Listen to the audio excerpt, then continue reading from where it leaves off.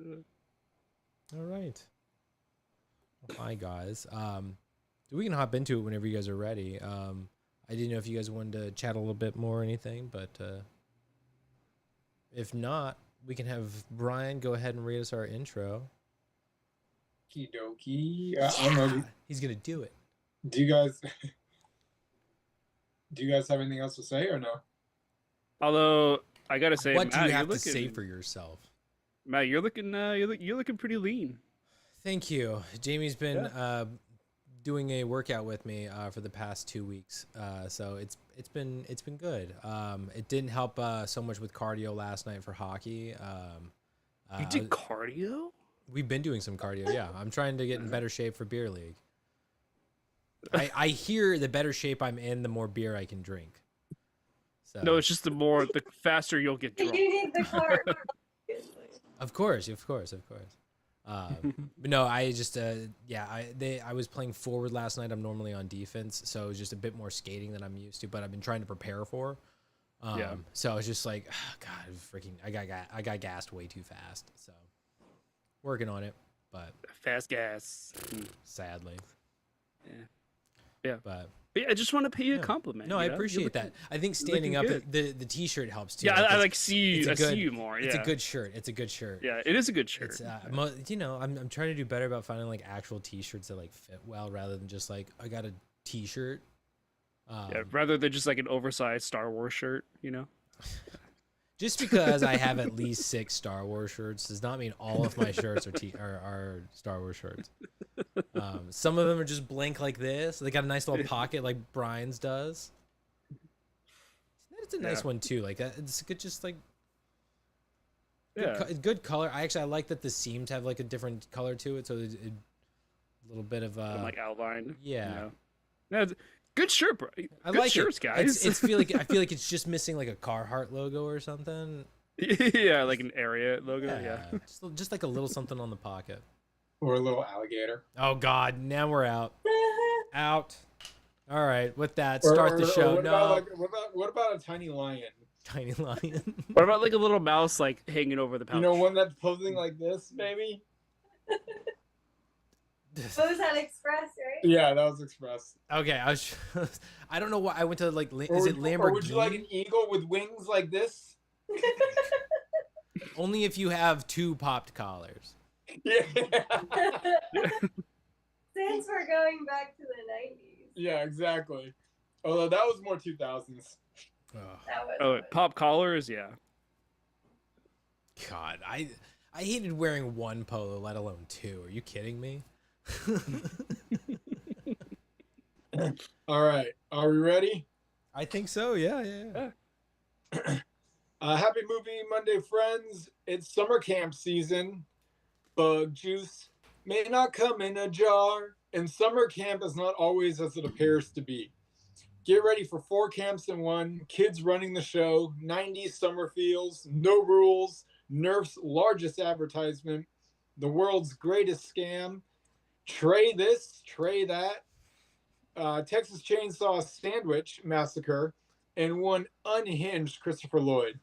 Better get those fake permission slips signed soon, because GoodFlickas' YouTube live breakdown of Camp Nowhere is now.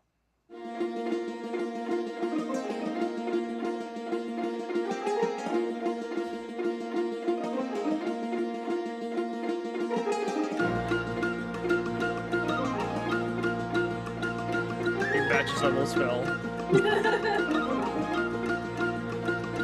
Get into it.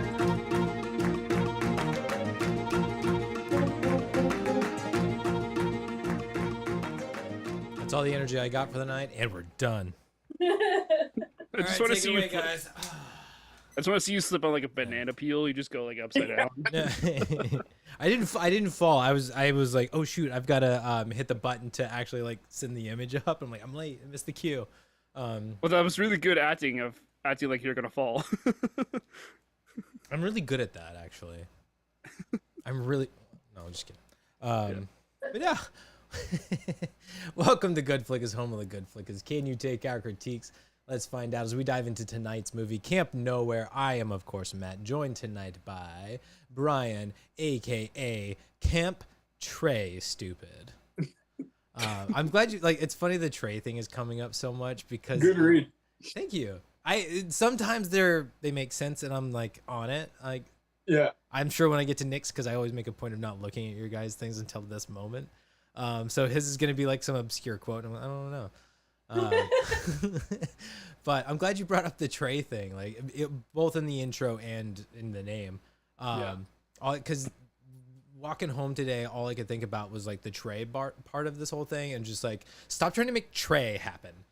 That's all I kept thinking is to stop trying to make fetch happen. Yeah, Yeah. it's the new. It was the first thing. Right. Trey was before fetch. Yeah, I gotta ask because I may have missed it. What happened with the fingies? Oh yeah, no, I was just channeling my inner mud and just wanted to play with some fire. No, I'm just kidding. No, honestly, I was cooking dinner last night and I accidentally burned my fingers. I had tri-tip going and I put, I seared it over the skillet, and you pop the whole skillet in the oven because that's just the way to do it. Mm-hmm. So then I go to take it out, and I've got my oven cover, or the pot holder, and I put it over the handle and successfully remove it. And then I don't know if I just subconsciously blanked out or whatever, but I forgot that I had taken the oven mitt back off. But then I saw that the handle was sticking out over, and I was like, oh, I need to adjust that, not thinking that I just pulled it out of a 425-degree oven. Yeah. So dude, I had the same thing. I go to grab it, and that thing bit me like a mother. Now, as you guys all know, I'm a paramedic, so rendering care was very quick and very efficient. It is good that you can operate on yourself. Exactly. There wasn't like any panic of what to do. It was more of like me telling Case what needs to happen, and she's like, "Okay, no, we're good." I'm like, "Yeah, we're fine." Your fingers look like a little mummy from like a 1980s movie. The beach is that way. The hospital's that way. Yeah. And of course, the first thing out of Case's mouth is, "Do we need to go to the emergency room?" I'm like, "Let me assess real quick," because had I luckily, I didn't go for that full palm grip. Yeah. Like you normally would to move a skillet. It's just over the grip top, go to grab it. For some reason, I was so lucky that I almost pinched it like this. If I had done that full grip, then there's no doubt about it. It would be emergency room and most likely a burn center, because you don't want to mess with any type of second or third degree burn in the hands or in the extremities. You're gonna want to get that checked out immediately. You're like Case. I am the emergency. No, I mean, all I did was just hit it with some cool water, not super cold. You don't want to shock it. So yeah, it's just cool water just to try to cool down the burn. Once it was started to cool down a little bit, I then took an ice cube and put it in a bowl and filled it up with water, and then basically did like a ghetto ice bath for you. Yeah. and then you blessed yourself. Polar bear dive. But yeah, and then that really cooled it down a lot. And then Case ended up door dashing some burn cream because we didn't have any. Ours that had expired. And that helped out a lot because she was like, "Wait, what type of burn cream do I get?" I'm like, "I need just any type of burn cream, but look for something that has lidocaine in it, because that's going to be a nice numbing agent, topical numbing agent." And then I popped some Tylenol, and by the time we were eating dinner, I was at a 0 out of 10 pain level. Nice. I thought you were gonna say in the case of DoorDash dinner because I ruined it. No. Somehow I managed to save it to where the pot or the pan never touched the ground. It stayed on the stove. The steak stayed in the pan in the skillet. So I don't know how I got away with that, but Yeah, I did something similar where I was cooking salmon in foil in the air fryer, and I needed some kind of a paperweight like to put the foil down so Yeah. it doesn't like the fan doesn't like open it up. I put a knife, like a butter knife there, and Oh, I used I pulled the oh, air fryer when I went to check the salmon, I pulled it out. I used tongs to pick up the knife and right, put it on the counter, and then I right. used the tongs to open up the foil and check it. And then for some reason, I went to pick up the knife again with my hand, forgetting that it was 400 degrees. And I chucked that thing right, like I chucked it across the kitchen. It was like on the other side of the kitchen. Luckily, nobody was standing there. Oh my god. Yeah. Yeah, and I just did the same thing. I just put it under like cold tap water for like 15, 20 minutes, and I was fine. But yeah, it was like you said, it was just like the pincer parts of Yeah. the fingers. And yeah, these barely are blistering, so I think I got it cool enough in time to where it didn't form the blister. So this is simply just for keeping it dry and keeping it protected from, because obviously it like the first half of the hump is getting like the burn situation taken care of.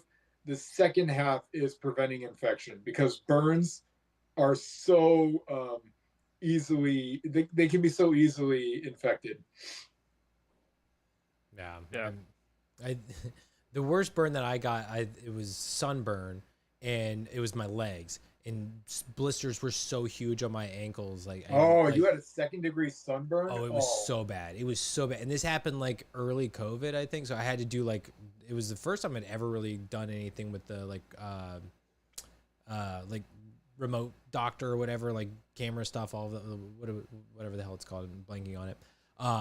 But yeah, like it was same thing. You got like some burn cream, lidocaine, that kind of stuff to like try and treat it. But basically, like I couldn't move. I was stuck at home. I was sleeping on the couch because I was afraid of like rolling. So sleeping on the couch and basically just on my back the whole time. Getting up to go to the bathroom was so painful. Yeah. Because I'm trying to walk without bending my ankles. Oh god, it was terrible. It was so bad. So yes, Yeah. I'm glad to hear that the blistering is not bad, because it is awful. And like though, like that spot on your hand would be awful to deal with. So It sure would. glad you took care of it. But all right, we've got the tray man, but we've also got gin and kiwi, looking great as always. Thank you. I was talking to the cat. No, I'm just kidding. You too, Kiwi. Yeah. She's like slowly pushes him away. That would be so funny. It's just like the little shove. It just Kiwi just casually slides off screen. I just saw a video recently of it was like a compilation of people's cats worried for their owners taking a bath. Cats are like, "What are you doing? Why are you going in that water?" And like they have like these such like shocked, surprised faces. It was really cool. Cats are the best. They care so much. Yeah. They just don't like to show it.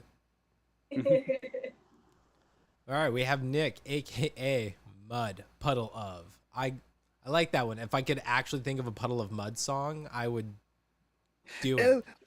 Everything's so blurry. Yeah, it's probably the Something, go-to yeah. one. Before you shoved it in my face. Vaguely Take it familiar. all the way. Okay, it's coming there. It's getting there. It's getting Yeah. Oh, there. like, Would you take it all away? Take it all Okay, away. yeah. Got it. Okay. Before you shoved it in my face. If you're gonna get louder, you're supposed to move it away. Oh, that's how you feel. No, you close it. Wow. Just scream into the microphone is what you should do. Did it cut out or no? No, it's just funny watching you like. I'm glad that you had Puddle of Mud ready to go, because like I said, I'm like, I cannot think of a Puddle of Mud song. I mean, that's like the one song I know. Hey, the one but song you any had from one. Downs. But you had one. I mean, I Yeah. recognize it after a certain point. Yeah, I like Puddle of Mud. They're a good band. It is 2 Ds, isn't it? Yeah, puddle of mud. I heard it. I heard it. That's why I asked. Like it is 2Ds, isn't it? It's puddle of mud. Puddle of mud. Nice. All right, we are talking about Camp Nowhere. Oh my God, I can't. He's I told you I was gonna bring it. he is on fire tonight. This is gonna be a fun time. But yeah, we're talking about Camp Nowhere tonight. This was my pick, and I went with it just because I wanted like a fun summer vibes. It's August, we're getting towards the end of like actual summertime, and it felt like a fun one for where we are in the seasons. And I thought it'd be a fun one that I think I've brought up a few times and you guys hadn't seen. So hopefully it was a new one that you guys could enjoy. I grew up with this one to some degree. It's one that I'm aware of, but I've never owned. But I don't know. I thought this would be a fun one for all of us. Good summer vibes, and hopefully it leads to a good conversation. And I hope you didn't hate it. But anybody want to go first for thoughts and score? I'll go. Do it. So Camp Nowhere, it's first time I've ever heard of it. It's a first time watch for me. And I think, I mean, like you said, Matt, this is just a really good. It's a really good just summer, like kids summer movie, but also like a very good 90s kids summer movie. And I think it's one of those movies that's very it's hard to really, I guess, get into like an analyzing mode with it, because it just is just kind of fun. Like you don't have to think too hard. It's just, it's a good time. But I do think that a lot of it, I don't know, there's something about the momentum, I think, of the storytelling that just like the energy just wasn't quite there. It kind of felt like it would go and then stop and then go and then stop. And so it had its lulls, and it had its moments where I was like, oh, like why are they doing this? Oh, okay. Oh, but now we're here, and oh, this is really fun. Or oh, okay, now we're kind of low energy again.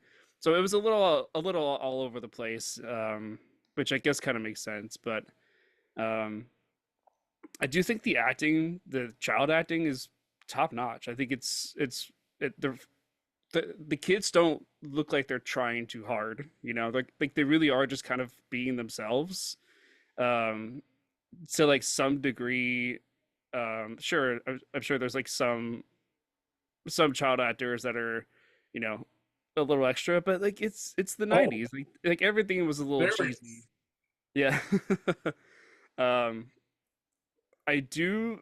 My favorite part of the movie is like the last third, like the third act of the movie. I think the first two acts are kind of whatever. Um, but yeah, I don't think it's like really that great of a movie, overall. But it's a fun casual one. I think I would have enjoyed it way, way, way more as a kid. Like if I watched it in the 2000s or something. But as an adult, I don't know. The movie's a little forgettable. Like a lot of it's kind of forgettable. But overall, I'm giving this one like a 3.5 out of 5. It's a little bit forgettable. Like a lot of it is forgettable. I was remembering how much. Oh, that killed me.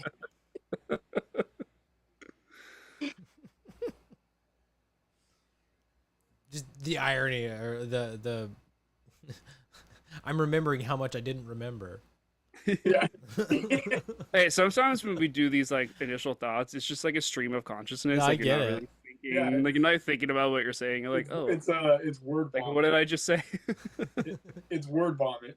Yeah, it's word salad. Yeah. Little sis, you or me? I'll go. All right.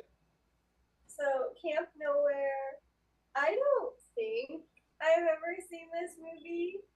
I might have, but I don't remember it. I do. Well, that's okay. It's a little kind of forgettable. It's a lot of forgettable. Yeah. It's a lot for forgettable. But I I do recognize the kids, like to see those faces. Yeah, totally. We're all over the 90s, so it was really nice to, I feel like, see the OGs of like my youth, you know, like my little heartthrobs and all the things. So that was a lot of fun. That's why I'm a little confused if I have seen this movie. I may have just recognized the faces. But I 100% agree with Nick on this. Like, this movie is very roller coastery. There are some bits that are really funny, but I personally feel like I've outgrown this movie. I was trying to bring in my little self, and I was like, no, we are just not there anymore. So we moved on. I'm happy I saw it. It's not like it ruined my day or anything, but I probably wouldn't watch it again. And that's pretty much it. Hopefully we talk better about it than what I actually saw. But I have the exact same score as Nick did, 3.5. Wow. Jen and I are the same this week. Yeah, that's a 3.5 from Jen is practically a 10 for me. So.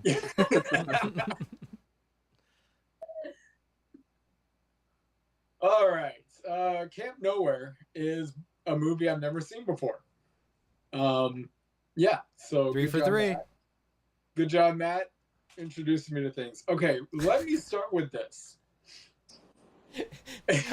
I feel like anytime you're like, thank you for introducing me to this, it's like, oh, he hated now it. Let's shit. Oh, he hated it. No, let me.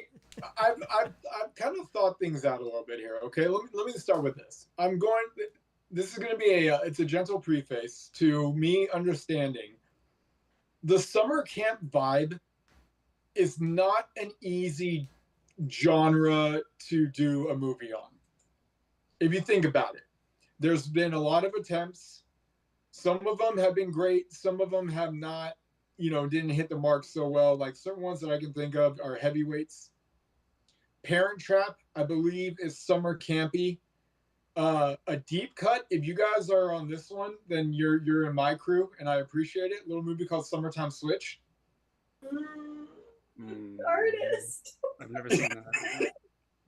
It does not sound familiar. All right, like I said, so good. That's a deep cut, and it's basically it's one of those like switcheroo movies, but it's also paired in summer camps. Okay. Now, if you think about more going really into this dive here, I feel like TV shows work really well for summer camp. You have a little bit more room to play with. You can really develop storyline. You can develop certain dramas, and different activities can happen from the start of the summer to the end of the summer. You have a lot more playroom. And some shows that I can think of, again, going off of my childhood 90s, two of them right off the bat. Bug Juice, which was a Disney TV show, and another TV show on Nickelodeon called Salute Your Shorts. If you guys are familiar with those. And, I remember them, but I didn't watch them. Okay. So looking back, when I compare like the whole summer camp, vibes going on, and then there's like Ernest Goes to Camp, which is very, I don't know. Ernest movies are Ernest movies. Well, what about Wet Hot American Summer? I mean, sure. Like, I like that one a lot. Right. Meatballs. Yeah, and Meatballs. So yeah, like I said, sometimes you get it. You get the recipe Friday the 13th. Sometimes you get the recipe right. Sometimes not so much. It's a great summer camp movie. It just happens to be about murder. Yeah. Anyway, but I guess like my theory is summer camp really works best when it comes to TV shows. Now, that said, Camp Nowhere. This is one of those that didn't quite hit the mark. Additionally, I felt that me watching Camp Nowhere at my age right now is kind of like if I were to try to play on a McDonald's play place or go to Discovery Zone right now.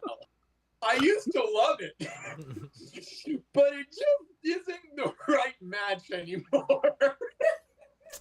It's a shame Or you like, guys like lost Brian a at the child. fair, like on the kids' rides with like his knees all the way up like this, you know? Picture myself go through that crawl space with the zigzags,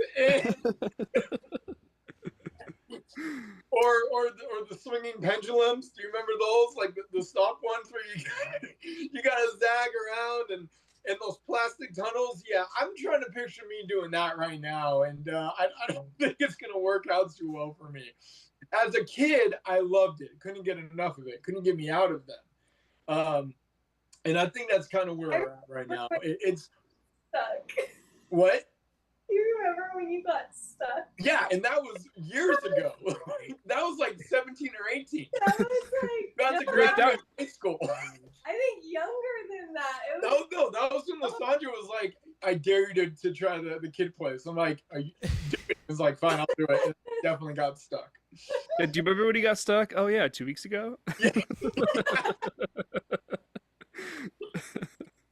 Anyway, so I think that's kind of where we're at with this one. Is as a kid, you're going to absolutely love this movie, right? If you're in their age range, you know you know what it's like to dread the school year, and you know what it's like to just can't wait for those three months of summer, and you're planning out summer. You've got everything all down to the mat on what you want to do. Some kids may do their summer camp adventure, some may not, but yeah, that's like a great age for this. It did have me laughing a couple times, and I don't know, like the overall practicality of certain, because there wasn't obviously no CGI used. So when it comes to the whole switching of camps, that really did have my attention. I loved everything that they were doing there. We'll unpack that later, but that's pretty much all I have for this. It's a 3.1 for out of 5 for me. Okay. Well, tis what it is.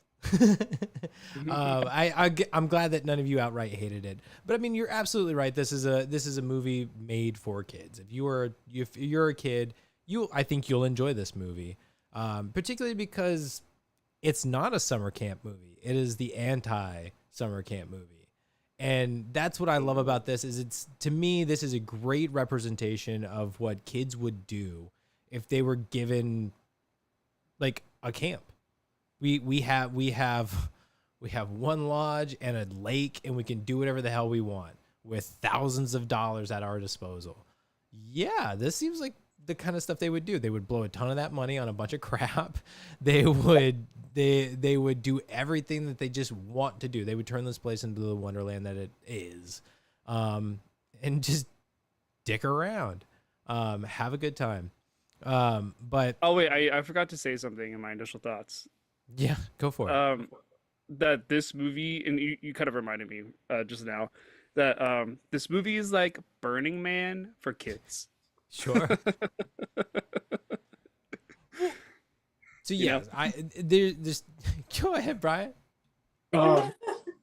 I'm convinced that Accepted stole this playbook and just was like, let's just make it college, and we're gonna make it better. We'll funnier, things like that. But if you look at the skeletal, if you look at the foundation, it's Accepted. But obviously, this came out well before Accepted. Yes, I do remember that. Yeah. No, I see the comparisons for sure. Yeah. But yeah, I enjoy this movie. I think it's fun. It's not one that, like, yes, as an adult, I'm like, oh my God, I've got to watch that movie again. I would hope not. No, it was fun to like rewatch and like share this with you guys. But like, it's not one that I expect you guys to be like, oh my God, this was groundbreaking. But it is fun, and if you can, it's a shame that you guys are struggling to connect with that inner child. If you need lightsabers to play with, I've got some. Like, it's okay to be a little bit silly and eat Oreos on your pizza. Matt's asking. I've been doing That's so gross. Yeah, Jen.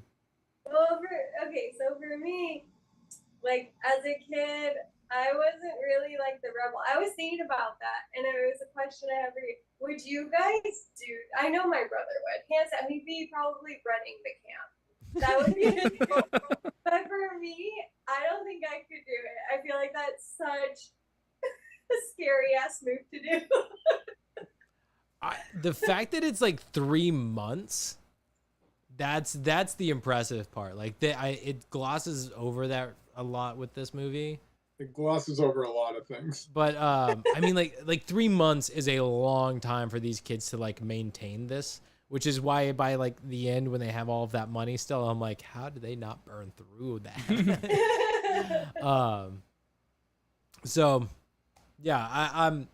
But yeah, I enjoyed this movie. I think it's a lot of fun. Would I do the camp? Like, would I do this? Yeah. Yeah, I would do it.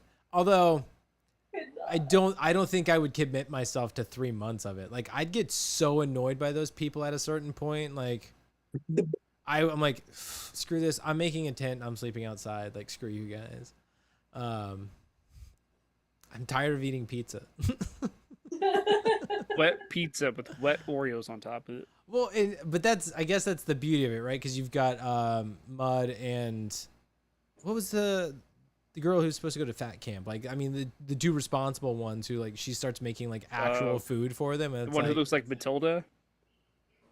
I What was her guess. name? I mean, not really, but I guess. I'll get you a name. Was it Sarah? Oh, there was Carly.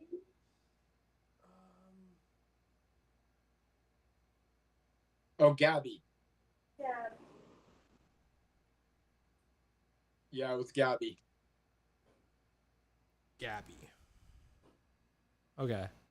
Anyway, but like she's making real food for them and stuff. I'm like, if that happened to where like the responsible kids, which I'd probably be one of them, is like making sure that the kids don't eat nothing but sugar all freaking day. Like, yeah, I could probably stick it out 3 months.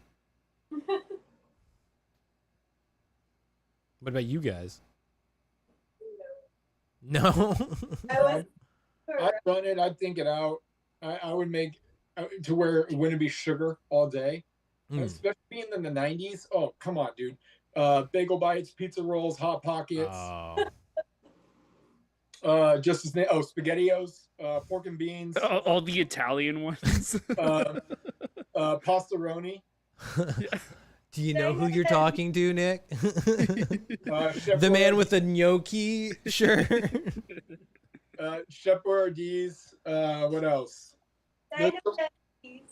What? I know Nuggies. Yeah, there you go. Nuggies. I Yeah. just remember like the Hungry Man dinners. Like I remember that being like a big deal for me at a certain point. Those were so weak. They still are. Oh no, they were terrible. But like it was. I think my Mid weird. is what you're looking for, Brian. They were so mid. they They're were. so dry. They were tray mid. I think I don't know why, but like my warped child mind after having seen Grumpy Old Men and like Walter Matthau with his TV dinner and just like his heat up thing, I'm like, yeah, that's what you do. Like that's just a freaking good night. You get yourself your Hungry Man dinner. You sit down, you watch a movie. It's like yeah, like that in my head. That was that was living. No. Like I said, my warped little kid mind. I wanted to be Walter Matthau apparently. No, like you could definitely get away with doing. Oh, you'd have to have some like Kraft mac and cheese. Yeah, there's a lot of things you could do to where you're not just eating sugar all day every day. Yeah, but that's all still not good for you. Not, but it's better than sugar. True, but she was making omelets. And I'm sorry, at that age, come on, burgers. How hard can burgers be? Oh, they fifth grade? Were they I ate fifth grade? burgers at that age. And hot dogs? They were like fifth grade, right? No, they were middle school for sure. Six, They weren't high school. They were not. high no, school. definitely They were- not. they I were could see like sixth, seventh grade, like heading towards high school. Yeah. What they said they were like 14. Yeah, well, even what Zach was talking about when he graduates. So I'm thinking probably 7th grade transition to 8th grade. Yeah. Yeah. Okay. So you can easily No, put on- I'd be making burgers at this point. yeah, burgers, hot dogs. Hell, we're going to the grocery store and let's get some chicken. There you go. Is it done? I don't know. Let's just wait until it's burnt. We'll pull the skin off and you're good. Like, I don't have a meat thermometer. Is it pink? Put it back on. We got a fire. What more do you want from me? I dare you to eat this pink chicken. Oh my god. Oh my god, salmonella just going all over the can. And Doc, you thought the firework burn was bad. Oh man. Everybody's like, do it, do it. Jeez. All right. That's what this movie needed. A little bit more of that. Oh, yeah. Then we'll talk things out. Yeah. Matt, what's your score? My score, quite different from the rest of you. Perhaps it's because of my experience with it, but it is a much higher score. Yeah, I give it a 4.25. I think it's really good. You guys mentioned some of the things, the acting from both the adults and the kids. I think it's great. The story is pretty solid. It's not anything crazy, but pretty solid. And I do think that you get from Christopher Lloyd, the characters at the beginning, you get solid payoff at the end with the 4 camps in one Parents' Day. So like it's good payoff. So I think pretty solid for this one. Again, this is me advertising to kids this high of a score. Adults, watch it with your child. Or maybe not, because they could be like, oh, this is what I can do. And Yeah, don't give him any ideas. yeah, maybe not, but you know. Go ahead, Brian. I just realized you got me all distracted because during the intro with the fingers and everything. I was going to tell you guys, I feel it's very important to report that a Taco Bell is right down the street from me. Good. As one should be. Yes, That's what my intro was going to be. I think Mud Puddle of would be very happy to hear about that. Mm-hmm. It was giving me what was it? The Running Man. Isn't like Maybe like every restaurant turned into a Taco Bell? Oh, Demolition Man. Demolition Man. All yeah. restaurants are Taco All Bell. restaurants are Taco Bell. Yeah. Yeah. All right. Well, I think it's that time of the evening, folks. Ooh. Fun facts. Fun facts. Sit your butt down cause Brian's in town. Fun facts. Fun facts. Here we go now, so let's talk about fun facts.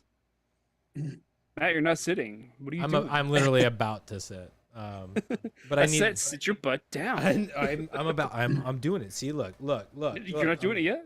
I'm coming down. All right, you little kiddos. Let's get around the campfire. Uncle Brian's got a story for you. It is August 10th, 2026, as we record this one live on YouTube. You can catch Camp Nowhere streaming on Disney+. Came out in 1994, directed by Jonathan Prince. He has, I'm going to give you his top 2, which is his only 2. Give us his top 1. Number 2 is The Great Mom Swap. And number 1 is Camp Nowhere. Why does that sound like a porn? Say The Great Mom Swap. The Great Mom Swap. That came out in God. 1995. Sorry, Nick. As I'm hearing it and confirming it, yes, 100% sounds like a porn. Great porn title. So he's done 1 porno and 1 kids movie. Yeah, that's going to be it for him. The cast. Our main guy, Mud, played by Jonathan Jackson. Whitest name for a white boy ever. Yeah, I was gonna say. I mean, He's part of like the like the Jackson five. Shit. Take it easy on the kid. He didn't pick his name. He had the long hair going. I mean, it was almost mullet style, and his name is Jonathan Jackson. Like, just come on, guy. Yeah. You've got I believe this is definitely going to be a 90s familiar face for me. I can never remember his name, but Zach, played by Andrew Keegan. Mm-hmm.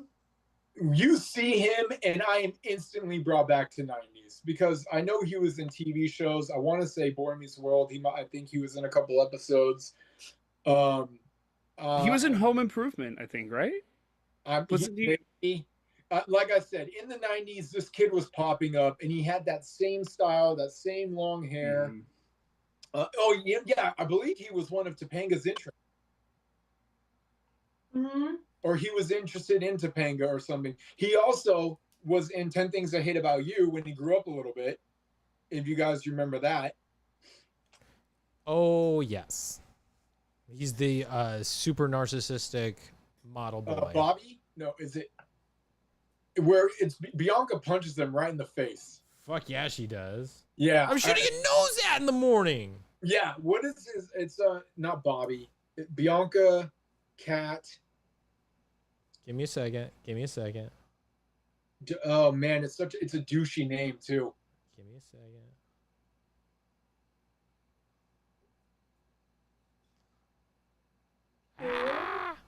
All right. Well, it's not going to come to me.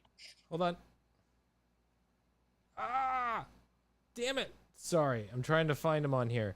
He is Joey Donner. Joey. Yes. Okay. Then you've got Trish, who I would say is probably one of the more lead kid actors that are in this one, played by Marnette Patterson.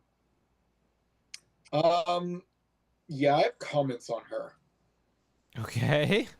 She tried to lean in a little too hard on some certain scenes, and it to the point where it was like, nah, you took the turn way too hard, and now you're just annoying me. And then there's other times where like, now see, why can't you just play in this field? You know, and so I don't know. I struggled with Marnette's performances on her performance on this one. Okay. She was also Trey. Yes. The only I guess comment I have about her is I think she was a little too old for the role. Okay. She seemed a little too old. No, I don't think so. Really? No, she didn't seem too old. She just, like I said, she really just put a little extra spice, little too much seasoning sometimes. She just looked like a high schooler with like a bunch of middle school kids. I don't know. She just didn't fit in, I guess. I mean, I could see where you're coming from, but I think back to this time where like it's kids going through puberty and they're going through the changes, right? And her character, because the whole reason Mud's being picked on is because he's short, right? Right. All the bullies got their growth spurts, so they're taller than them. Literally every time the bully makes fun of somebody, it's about their height. That's it. And like that's what I imagine happened with Trish is like she went off to do like some acting thing over the summer last summer in France or whatever, and she comes back with this whole Trey thing. It's Trey this, Trey that. So like So she has this whole I'm more mature, I've experienced these things kind of attitude, but also she's super popular. She's starting to like develop, right? Like she's becoming a woman. So it's she's just further along in that transition than some of the other girls in the grade. So like she's playing that stereotype of student, and I think they all kind of are, and that's one of the things that I like about these characters is while they're playing stereotypes, they don't feel like stereotypes. They feel like unique people. But I agree with you in the sense that like she does seem to stand out, but that is by design. The last name I'm going to mention, because finding her it's like trying to play Where's Waldo, because they don't give her any dialogue at all, and I was shocked when I even saw her name. I saw her 3 times. I saw her a couple times, but 3 times. It's not easy to find her. the camera just did not understand the talent that they had. I think this is her first film credit. Yeah, I believe. I want to say it is too. I think I have that in fun facts, but I'm referring to Jessica Alba. What? That's not who I was talking about. Yeah, totally Jessica Alba. Jessica Alba is in this movie, says no dialogue at all, but you're just like, wow, you really missed the mark, guys. Didn't see her at all. Yeah. I didn't know she was in this until I was looking up the credits. What's funny is, and like this is not my way of saying like watch it again, but it once you know that she's in this and you start looking for her in the background, you're like, how did I miss her? Because there are like 2 or 3 like very obvious scenes where like you see her face. One of them, she's in a green sweater, and you're like, yeah, that definitely is her. She's very obvious. Like again, once you know, like, oh, that's her, you're like, how did I miss it? But the one that's like I think easy to miss her in is when it's raining and the 2 kids are making out outside. That's her. And the only reason I know that is because Mudd says whoever's name, and it's Jessica Alba's character's name. Gail. Gail. Yeah. He says, hey, blah, blah, blah, hey, Gail, and keeps running. That's the only reason I know that's Jessica Alba. But yeah, she's in it. Yep. I've got names. Oh, I'm sure. Yeah, there's I left some names. But you didn't mention Christopher Lloyd? He's leaving them for us. Oh, okay. The low-hanging fruit. Yeah. I don't want to take all of them. I've got names. Go ahead, Nick. Well, okay, the one that I want to mention that I noticed is I forgot her name, so I had to look her up. But she is, what was her name? Trish. Trish's mom, the red hair woman. Her name is Kate Mulgrew. I recognize her from Orange is the New Black. Oh my God. Are you about to tell me she's red? Yes. No. Yeah. Oh, wow. Instantly recognized her because she even has the same hair. But she's like 20 years younger in this movie. I didn't even put that together. Yeah. So crazy. It's funny. Once you mentioned her name, I was like, huh, I didn't really have her on my radar. But I tapped onto her page on IMDb, and just like the picture that she has for like her profile picture, I'm like, the second you said, I recognized her instantly. And Orange is the New Black. I'm like, Jesus Christ, that's red. Yeah, she was great in that show. So it was cool. It was cool to see her, you know, in the '90s. But I mean, obviously the obvious, but yeah, she was kind of really the only, I guess. Yeah. It was her and Christopher Lloyd. Mm-hmm.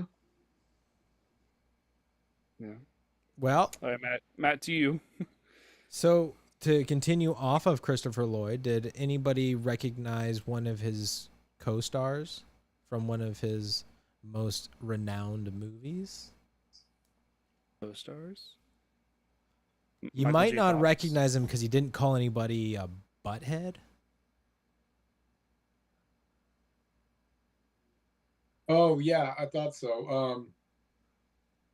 Oh my God. So Tim Wilson, who plays Biff Tannen. Biff, thank you. You were struggling, but I knew you were getting there. That hurt. Yeah, he's the cop who is helping one of my other shout outs, Emmett Walsh, who is T.R. Punk. That guy, I never know his name, Emmett Walsh. Like, I don't remember this, but recognize that face, recognize that voice. Like I did recognize that face too. If you've seen a '90s movie, you recognize this man. I guarantee it. He was just popping up everywhere for a long time as kind of like that crotchety old man. Very much this kind of persona. And he owns it. He's freaking Christmas great. with the Cranks. Yep. He's the oh god, he's the neighbor. The He's neighbor across the street. yeah. Who God, and his wife is dying, right? Like she's got cancer. I know his Yeah. wife's name. Ev. Yeah, and then they go on a cruise. Yes, he gives him Yeah. the cruise. Yep. Yeah. So those are two of my bigger shout outs. I want to shout out Burgess Meredith. He has a very short scene, but he's the guy who's renting out the cabin. You might recognize him from, I mentioned it earlier, Grumpy Old Men, but you might also recognize him probably more prominently in Rocky. Oh. Mick, if I'm not mistaken, right? Oh Mickey? yeah. Yeah. You gotta kill him. Yeah, that's I was very thrown off to see Mickey in this movie. I don't know why. Again, it's probably all because of Grumpy Old Men, but I love this era for him as acting because he's just that wild old man who says that, but he's so freaking funny, and God, he's great. So He had one scene and he's out. yeah, oh, he's great. He just pop in, drop the mic, and walk off. Yep. It's great. So shout out to him.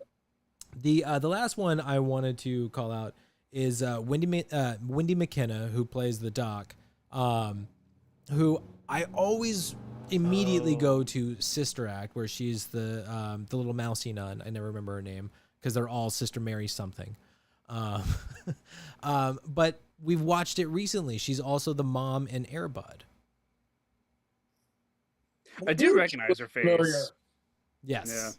Yeah. She's got a very recognizable face. There's a few other things that I know her from, but God, just like I always think that I think she's super cute, and her singing voice is incredible. Like she Sister Act, like wow. There's another movie I can never remember what it is that she does some singing into, but like she's fantastic. So I like shouting her out, but I don't feel like she shows up in as much as I would have liked to. And I really enjoyed her in this. She's kind of fun, and I like that. You can see there are times when she's like, Christopher Lloyd has been saying some shit and each take, and I'm about to lose it because I don't know what he's going to do. And it's just like, try to hold it together. No, I'm serious right now. Yeah. Which I really like because it makes for like the chemistry at the end, all that much better. So I really enjoy him. But yes, that is the last one that I have to shout out. Brian, before I hand it to you, the only other thing that I'm curious that I saw, because I was going through the credits on this was not a fun fact that I discovered, but apparently there's a cameo by Herbie, the Volkswagen Bug, in some scene of this movie. Herbie is apparently in it. Yeah. I'm guessing nobody caught this. Okay, cool. Sure. You guys are familiar with Herbie though, right? Yeah. Okay, Yeah. cool. I was just like, I know that. I don't know. Not even the Lindsay Lohan one. Lindsay Lohan, yeah. But there's That's- also There's like a trilogy before that. right. Herbie?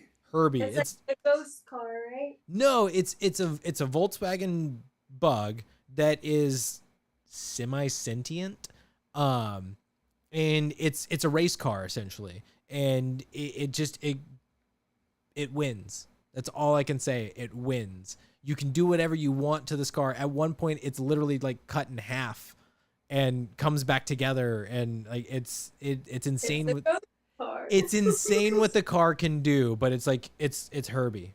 It's Herbie. I think I've seen like the picture of one, but I just didn't know it was called Herbie. It's a white bug with like racing stripes. Yeah. Sorry, yeah, Jen. I wonder if that was the one where when they're in the woods and they just run into like that car and they're gonna rebuild it. That's the one that we see at the end of the movie that that Christopher Lloyd's driving off in. Yeah, that wasn't it. That wasn't even a bug. I don't know. It's somewhere in there. That's just like, it's one of those things. I saw that credit and I tried to remember to spot it. I didn't find it. But just a random one, deep cut for you guys if you do. But I'm sure there's some other like the parents and stuff that if like I really dug it, I'd be like, oh yeah, them. But I'm not gonna do that to you guys. Go ahead, Brian.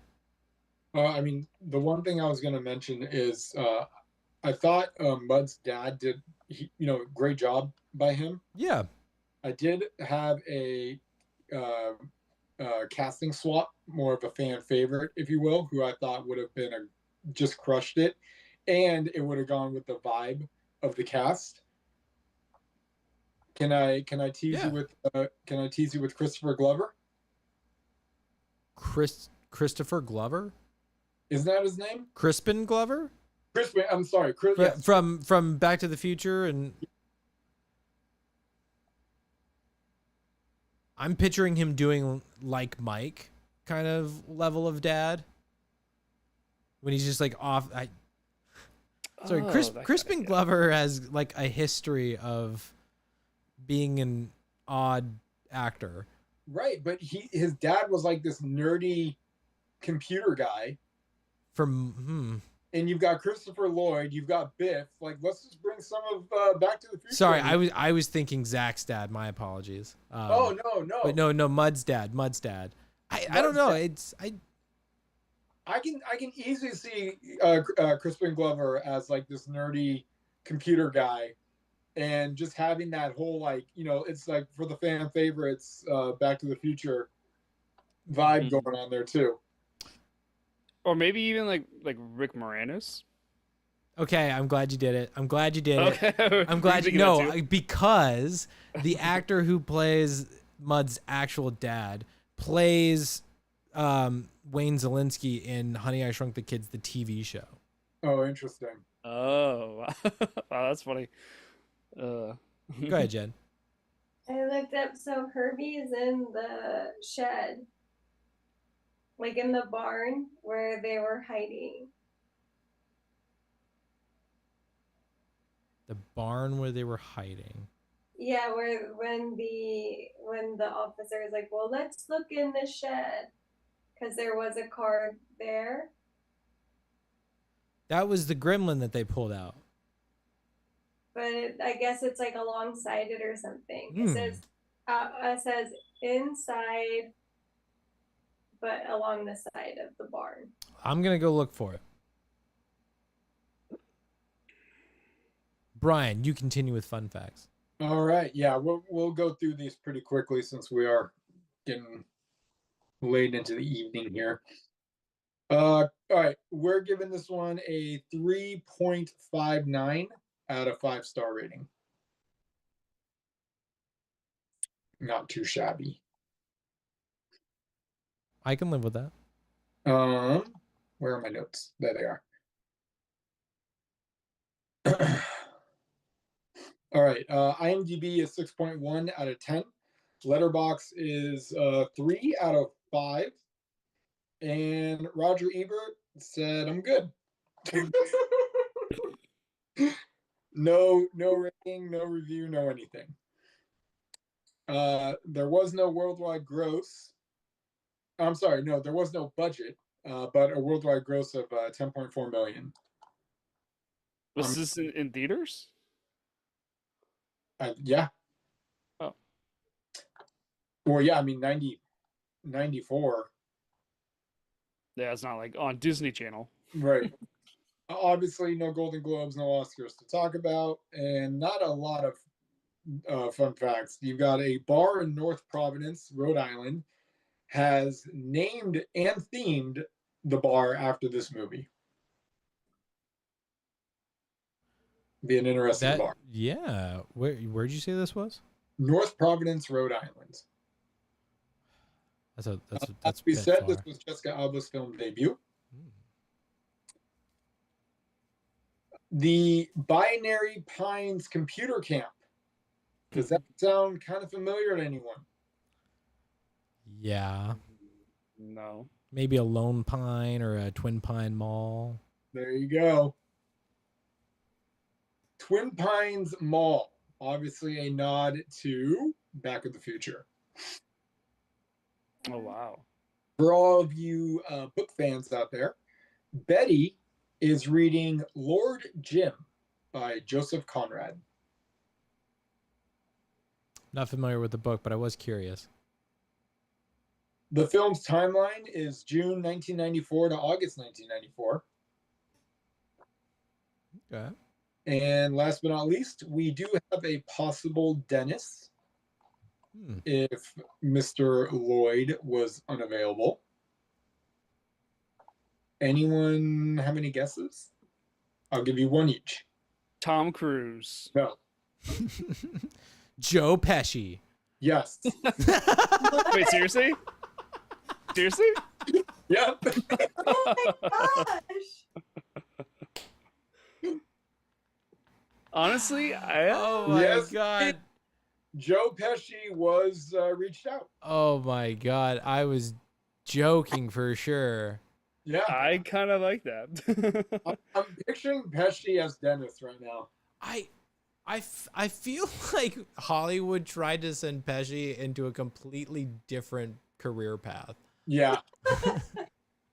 Just be our Like funny he walks man. onto a set of like a mafia movie, and then that evening he's got to go do a kids movie. You know? Right. God, he must have to like walk into every room with just that funny scene like ready to go. It's like, don't fuck with me, man. Yeah. I mean, you guys know me. I am a big Pesci fan. I just cannot see Pesci. I wouldn't want to see Pesci doing this. Same. Like playing the role or just being in that movie. Being in the movie of Camp Nowhere. Like, just no.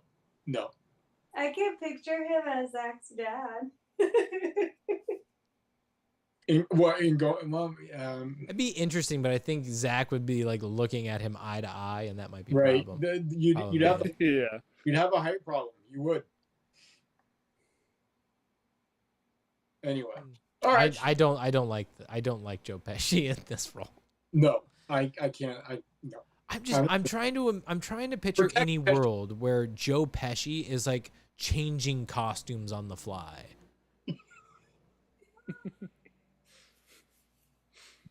Well, he was a chicken.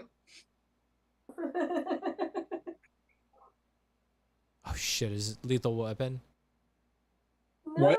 Is this Lethal Weapon? No. Oh, he's not changing them on the fly. He's just being covered hard and feathered. Yeah. That feels like a bit from Lethal Weapon though, like him being in a chicken suit. Yeah. Okay.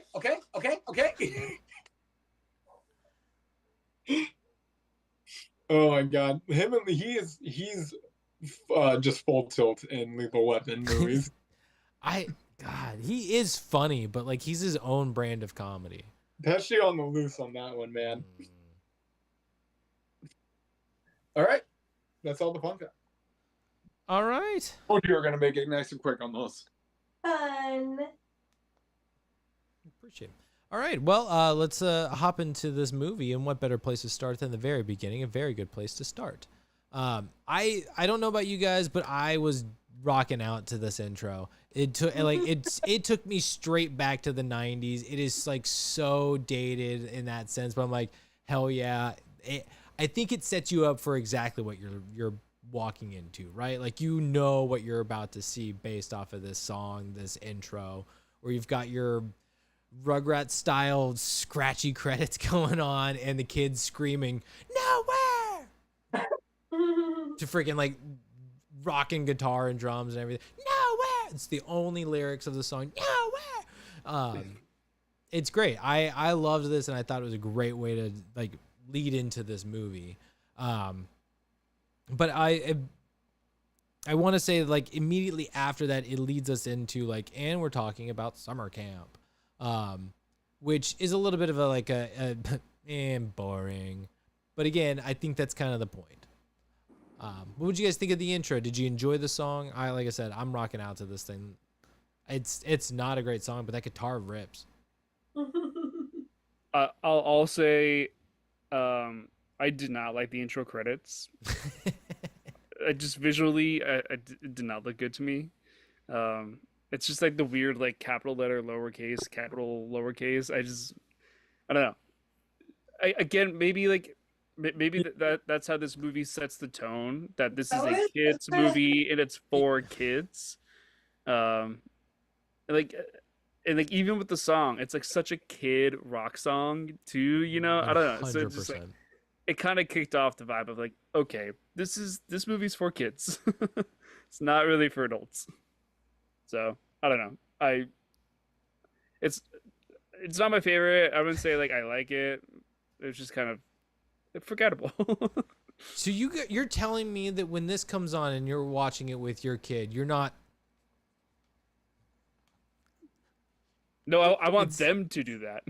And you're just gonna sit there and be like, "Yeah, man, rock out, bro. That's awesome. Exactly, Killing 100%. it. You're killing it. No, rock out with your child." Jen, I think it was you first. Yeah, I just wanted to add to Nick's comment, like that was 100% the 90s. I did my homework in that style of writing, okay? So don't hate on the 90s. It's like I mentioned Rugrats. It's classic musical. That little thing at the end. You know what I'm talking about at the end of it. Like those Nickelodeon shows, that production company, classic musical, where it's just whatever their letters, names, or whatever it is. Either way, but the styling is capital letters, lowercase, blah, blah, blah. It's all randomness.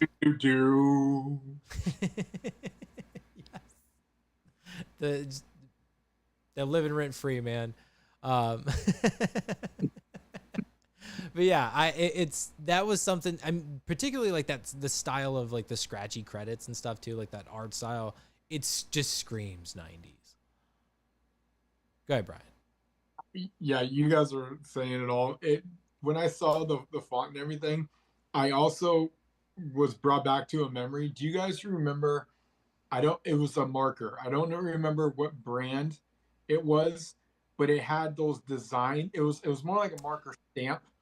Oh, The way that they did the O's on it with the spiral, it brought me right back to Oh yeah. orange stamp marker. I remember the color, I remember everything, and it had that exact same shape. And I'm like, yeah, we are for sure 90s bored right now. I know what you're talking about. The only thing it was missing is the classic S. The what? The S. I don't know what it's actually called, but the S where like you draw the 3 lines and you pink. Oh, the dollar. Yes. Yep. The dollar. It's an S. I know. No, I know what you're talking about. Or an 8 if you wanted to be fancy. Yeah. All right. Yeah, you drew 3 lines on top, 3 lines on the bottom. Connect, zig or zag, triangle. Yes. Were you the one that etched them on all the desks at school? No. All right. Do you guys want to? We don't have to like do anything further into intro and everything. Like I said, I think it jumps into like camp, like the first pitch of camp and everything. Go ahead, Brian. I was going to count that as the intro because like you can't just count black background with neon as the intro. Yeah. Oh my god. This dude's presentation is so cheesy corny. It was like the dry clear eyes guy, like but when he's like, but we're more than just computers. You can learn to play basketball. And he's like, wouldn't you like to shoot like the Shack? I don't want his free Shack. throws. Yeah, and then the way he says Kareem oh man, I can't even say Kareem it. Abdul-Jabbar. Yeah, but he the way he says it is like Abdul. It's so binary white boy over here. And the thing that killed me the most is when he's towards the end of his presentation. We're at the end of the summer. Where did the time go? I'm like, you showed me a picture of computers. You talked about being in the Shack, and now we're at the end of summer. Sign me up. Sounds like a blast. I can't wait. What kills me is the name of the camp. Yeah, what is it? Binary. It's Camp Micro Chippewa. Oh my! No, Oh okay. yeah. Freaking hilarious. Oh man, did you guys ever go to any camps when you were Mhm. younger? Like, were they like? I went to sports camps, so like I went to hockey camp if I was going to camp. Josh went to like other camps and things like that because he's more outdoors. He's enjoyed that kind of a thing.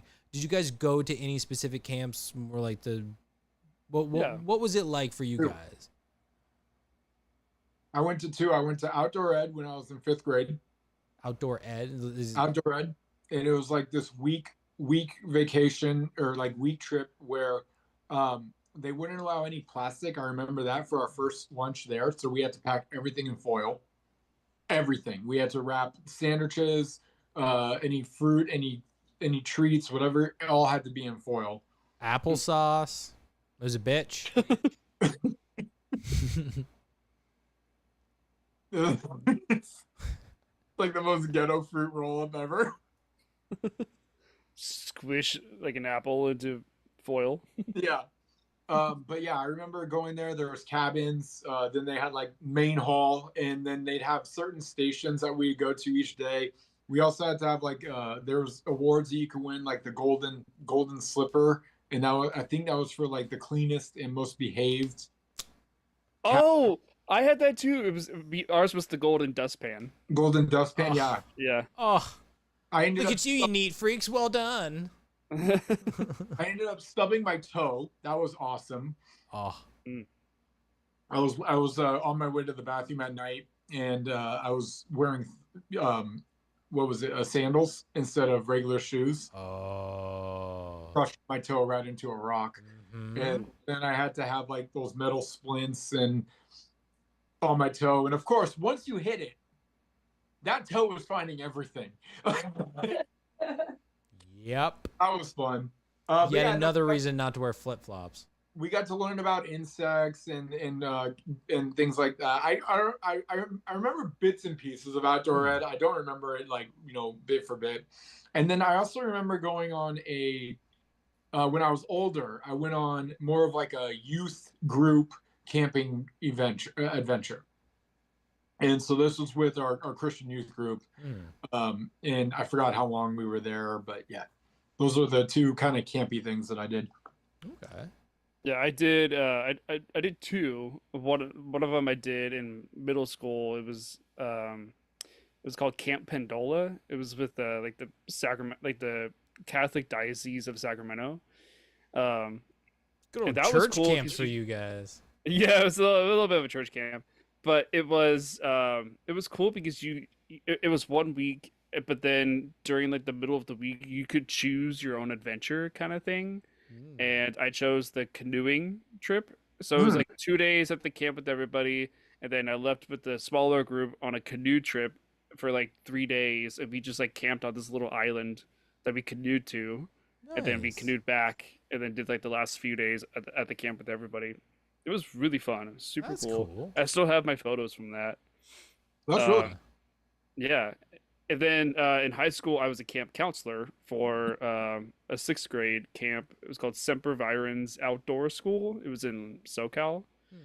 And that was the one where I had a cabin of 8 boys, and we had the competition for whoever had the cleanest cabin would win the golden dustpan.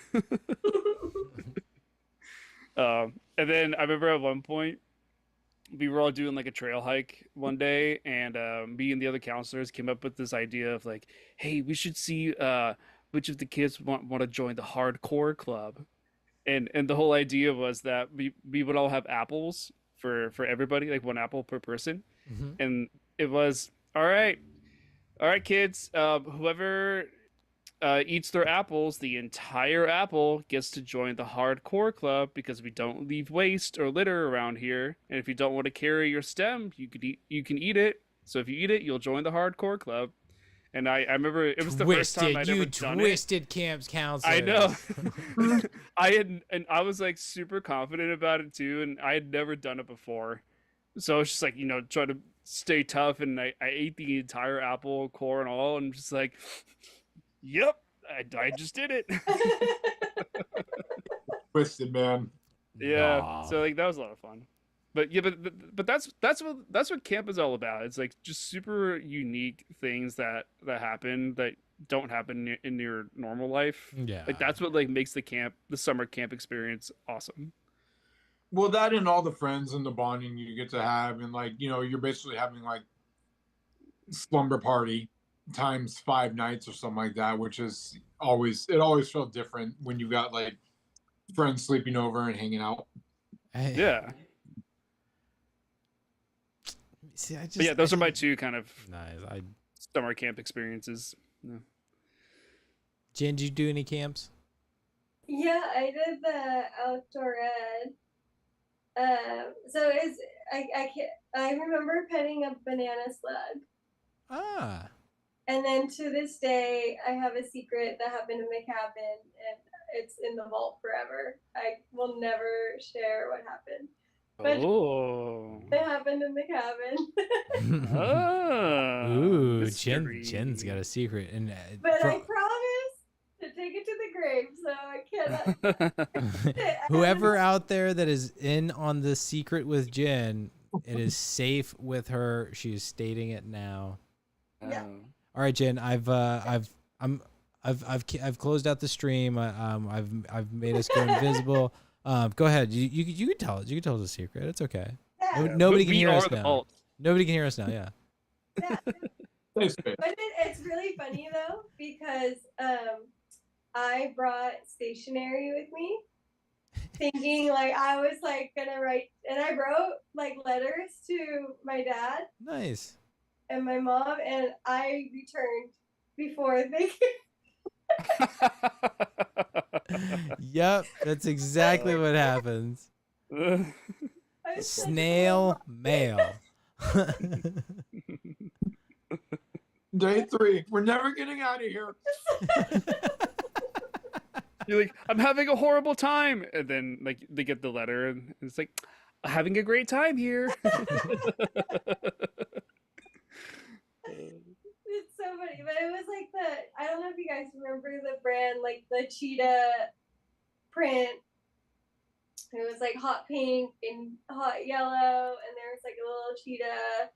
As, like, Lisa Frank. That was it. Yes.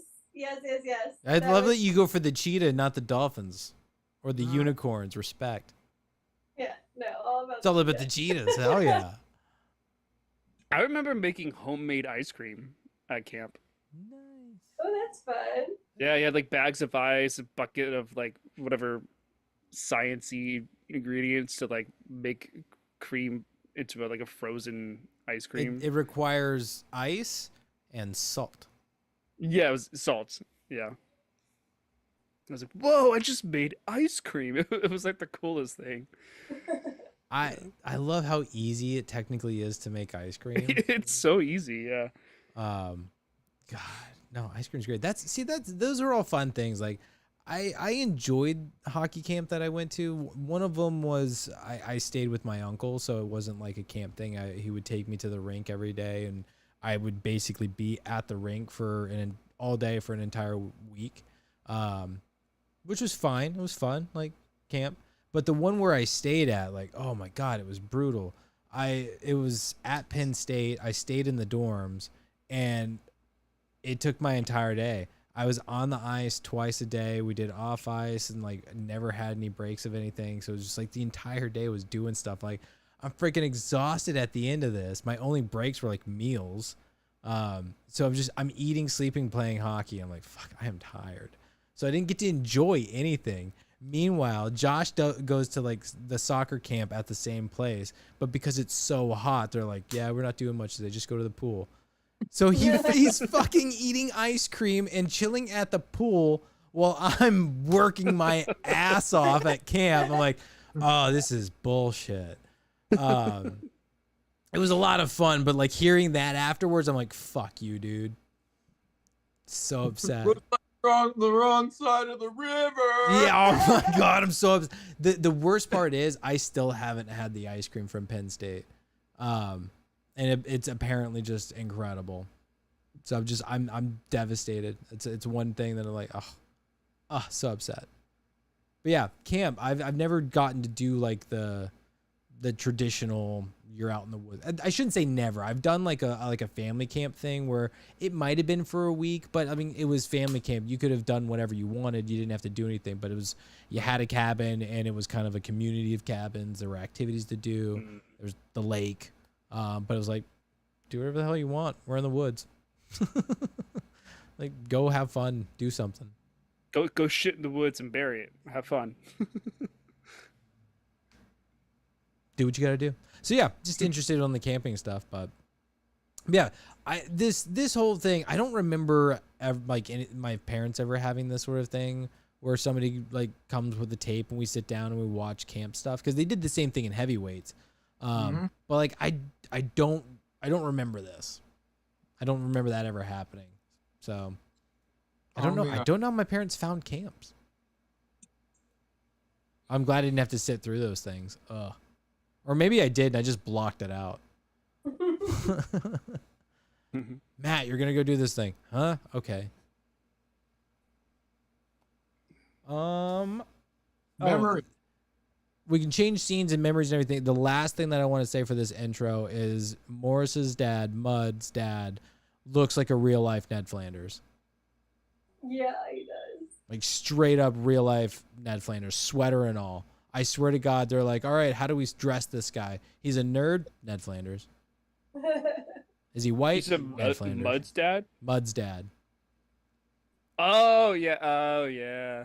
He looks straight up see it. 100% Ned Flanders. Yeah. That's funny. All right, memories. What do you guys got? Oh, I have a good one. I think Jen technically beat you. Oh, Jen? Yeah, go ahead. Yeah, I think for me, the funniest bit is Zach's dad going to camp. Yeah. When he falls in the hole? Yeah, and him Yeah. staying in the whole time. It's so funny. That'll be the memory for me. That is such a good. It's a very like slapsticky kind of scene to me. For sure.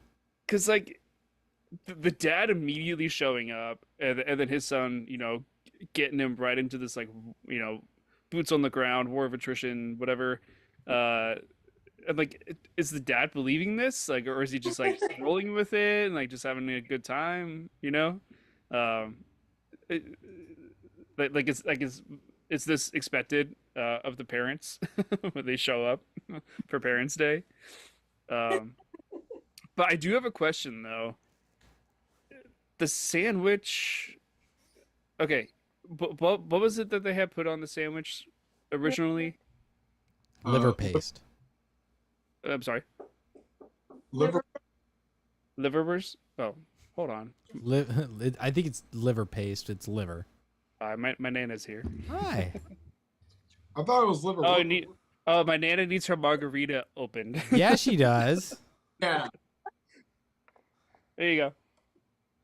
She got it. I'm all set. All right. Cheers. Are you okay? I didn't notice. Oh yeah, the table's there. Pulled out here. Yeah. Take your time. I'm okay. Oh yeah. Okay. So, what was the purpose of putting the dirt in between the sandwich? Just to make it worse. Yeah. Yeah, That was it. Just to make it worse. I'm trying to torture my dad. I've literally got him in a mud hole in his fancy suit. I've hit him with dirt, mud, flour. They're constantly popping stuff around him. He thinks he's being attacked. Yeah, I'm just trying to make it harder for him. Okay, just adding to the whole thing. Literally rubbing dirt into the open wound. Yeah, rubbing dirt in his face. Yeah. Okay. Go ahead, Brian. Just to continue the scene, first of all, I love that he shows up just in a suit.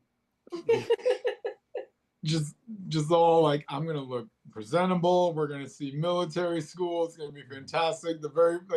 Within 2 seconds, he's down on the ground. Within 5 seconds, he's in mud. He's in a mud pit, and that suit is just gone to shit at that point. Oh yeah. Mhm. And then just some other highlights on this scene. Great use of pole poppers. Mm. Never seen anything like that. That was super, super creative, and I have a feeling it was very plausible. If you actually were to have the string attached and pull it up into like loose dirt, I bet you anything that's exactly what it looks like. Yeah, and it's hilarious. Just how intense Zach is playing it. When when he screams cover, like, and he's like right near the car, the dad just screams cover, and that was great. He goes to book it to get out of it, and just rams himself into the skinniest tree. Yeah, that scene is it's just, you know, it's physical humor. Oh, and then the can that hits him and then comes back. Yeah, It's yeah. it's a What pack was of it, like flour? flour.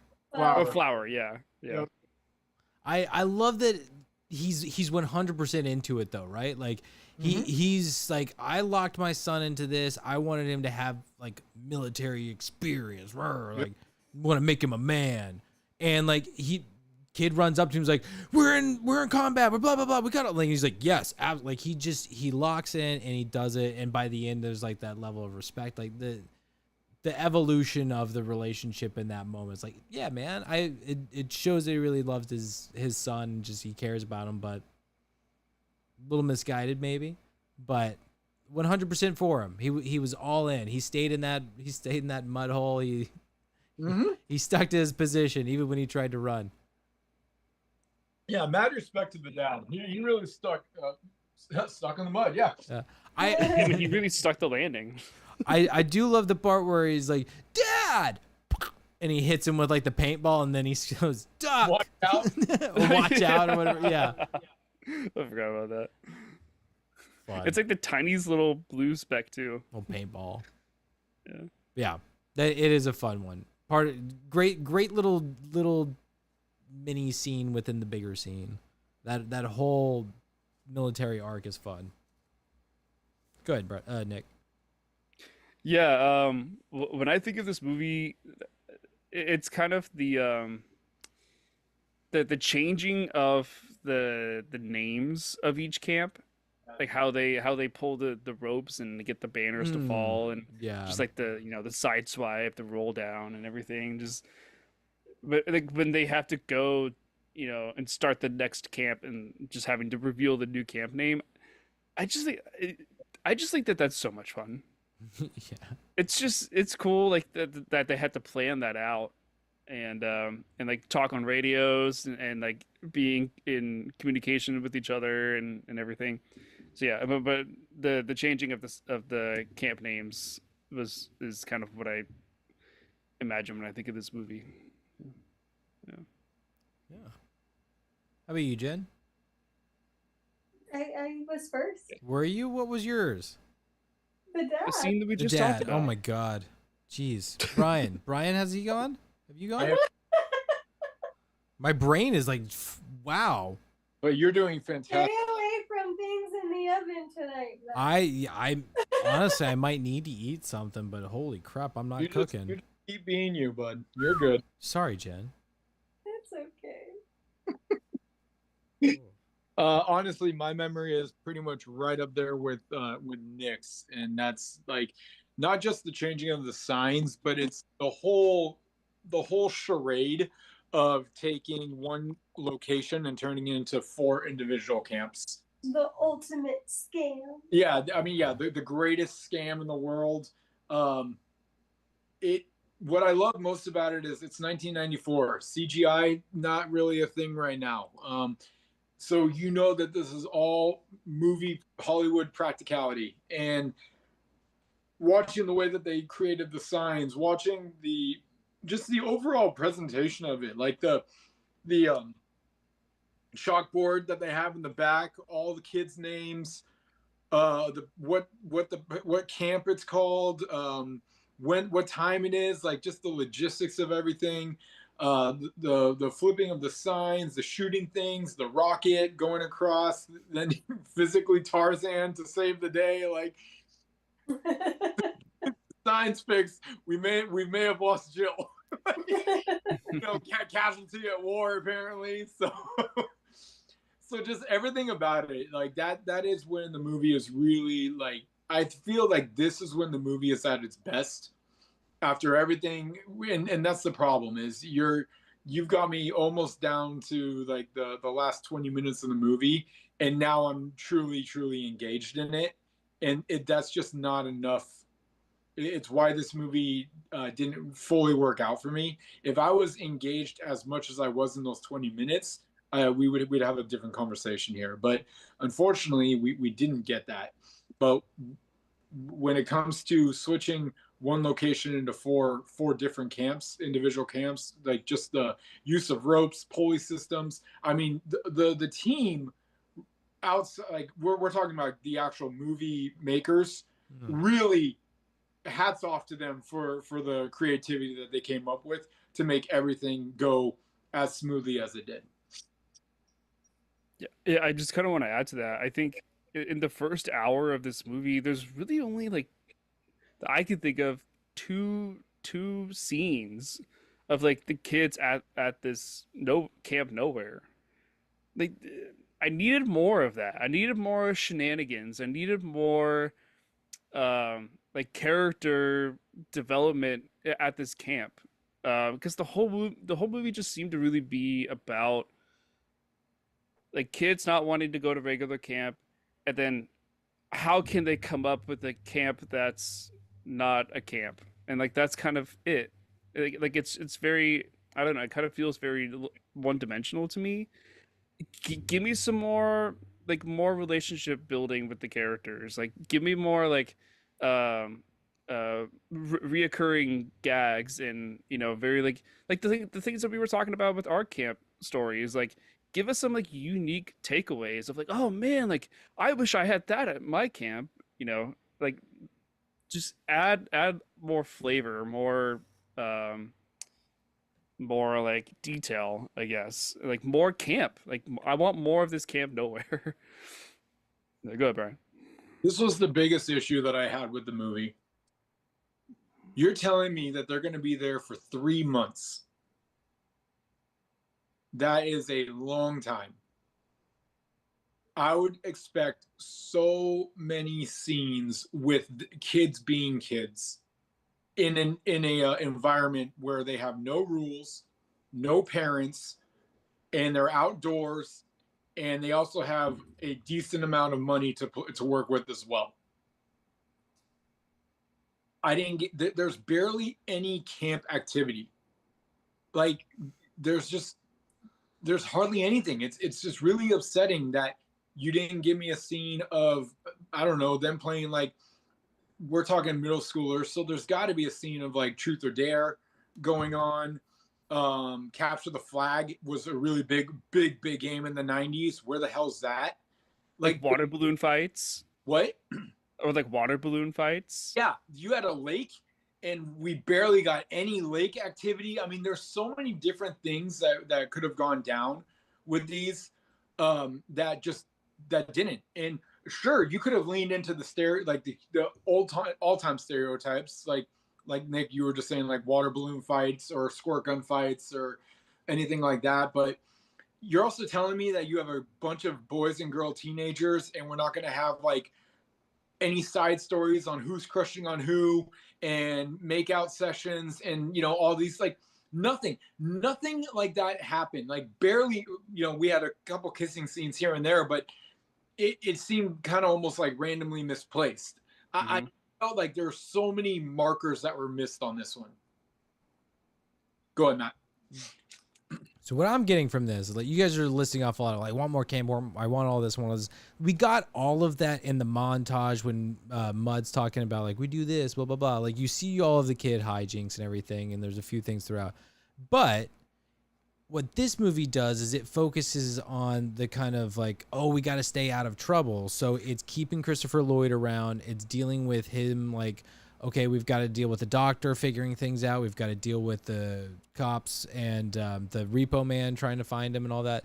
So it focuses all of the conflict, all of the like the real story driven stuff outside of the kids, and Camp Nowhere is focused on that sort of a thing versus focusing more on the kids and like them doing their stuff.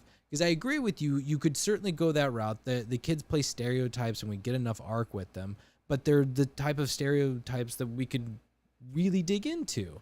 Like with Zach and Trisha, their whole relationship, we got a couple of good scenes where like there's this back and forth, there's this flirty will they won't they stuff. They establish a lot there, and it's okay, but there could be more of that kind of a thing. And I think that's what you guys are missing. Like that's what you're wanting from this. More of those more intimate moments with the kids in the camp and them kind of dealing with stuff. It would be interesting to, in my opinion, to see the kids kind of sitting around the fire and really having like that discussion of like parents are blah, blah, blah, blah, blah, blah. Like you have the moment at the start of camp when they're throwing all their stuff into the fire and they're being all defiant and it's like, all right, anarchy is about to ensue, but you're there for 3 months. You're going to have a couple of scenes where you guys are sitting around the fire. Most of the kids are passed out from sugar crashes. And yeah, like, and you're going to talk to each other and you're going to start being real because you've been together for 2 months. Yeah. The whole parent bash session. Something. Yeah. You guys, you all did this because you didn't want to go to summer camp because your parents are forcing you into it. It's not that you dislike your parents, but you've got some grievances. They're forcing you into something you don't want to do. Like, let that out. Like, let's bond over that. Like how shitty our parents are.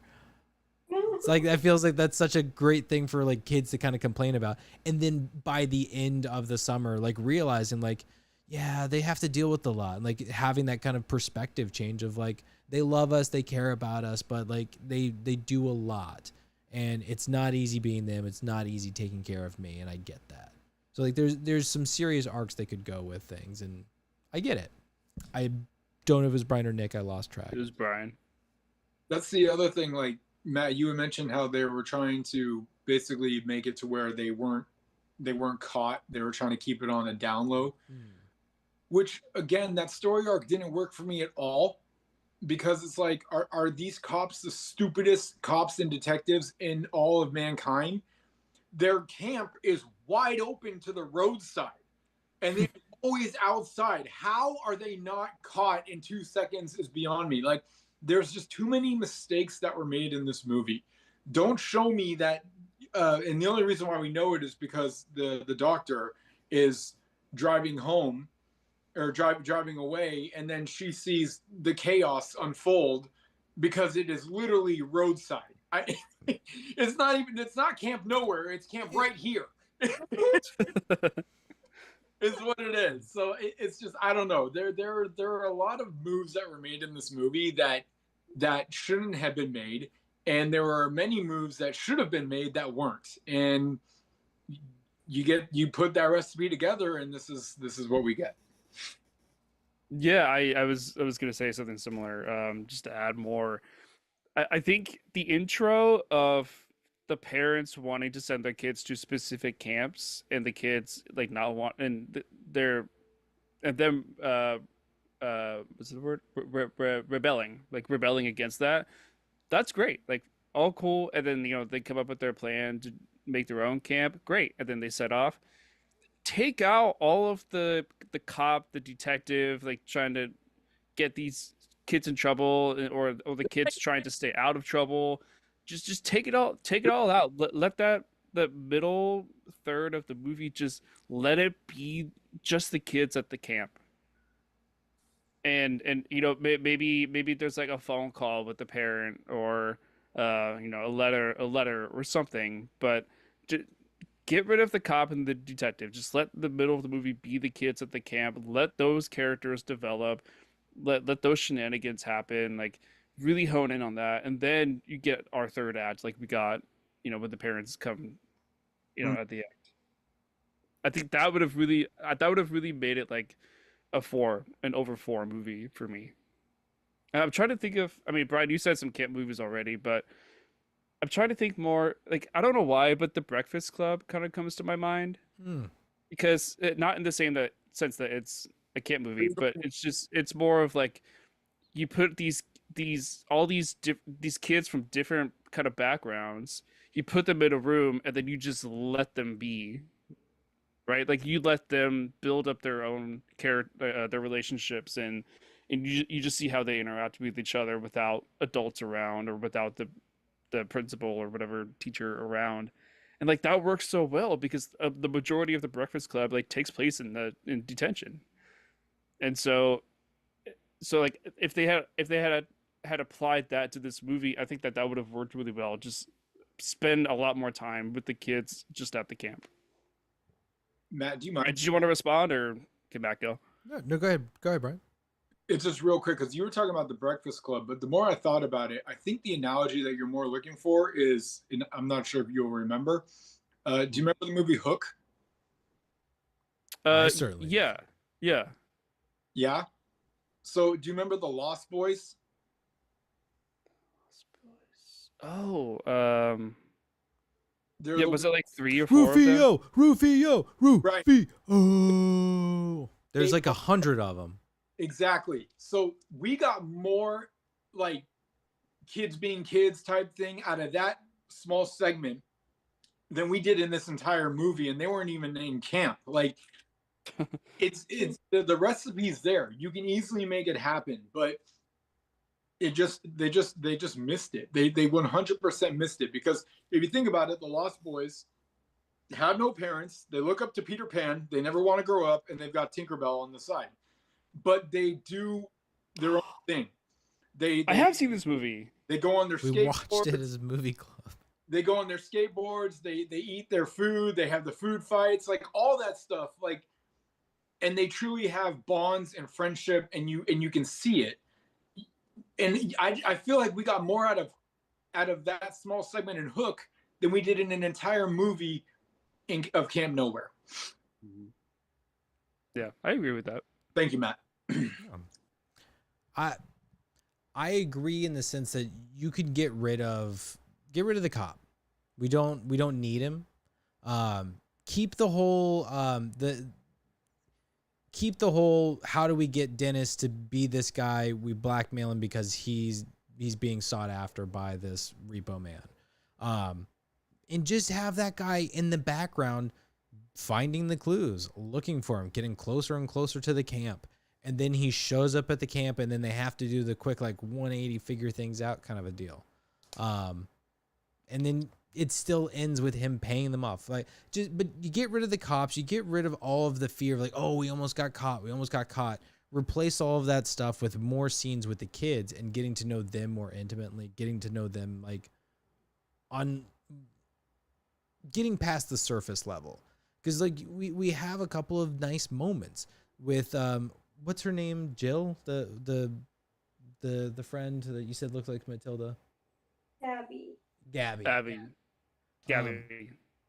So like with Mud and Gabby in the bus when they have like their little pact moment of like, you know, we only date ex geeks, and you know, and they have that kind of like the spark moment of like moving on. Like they have those good little moments throughout the movie, but then they don't expand on them. They don't like they don't really do much with it when they could.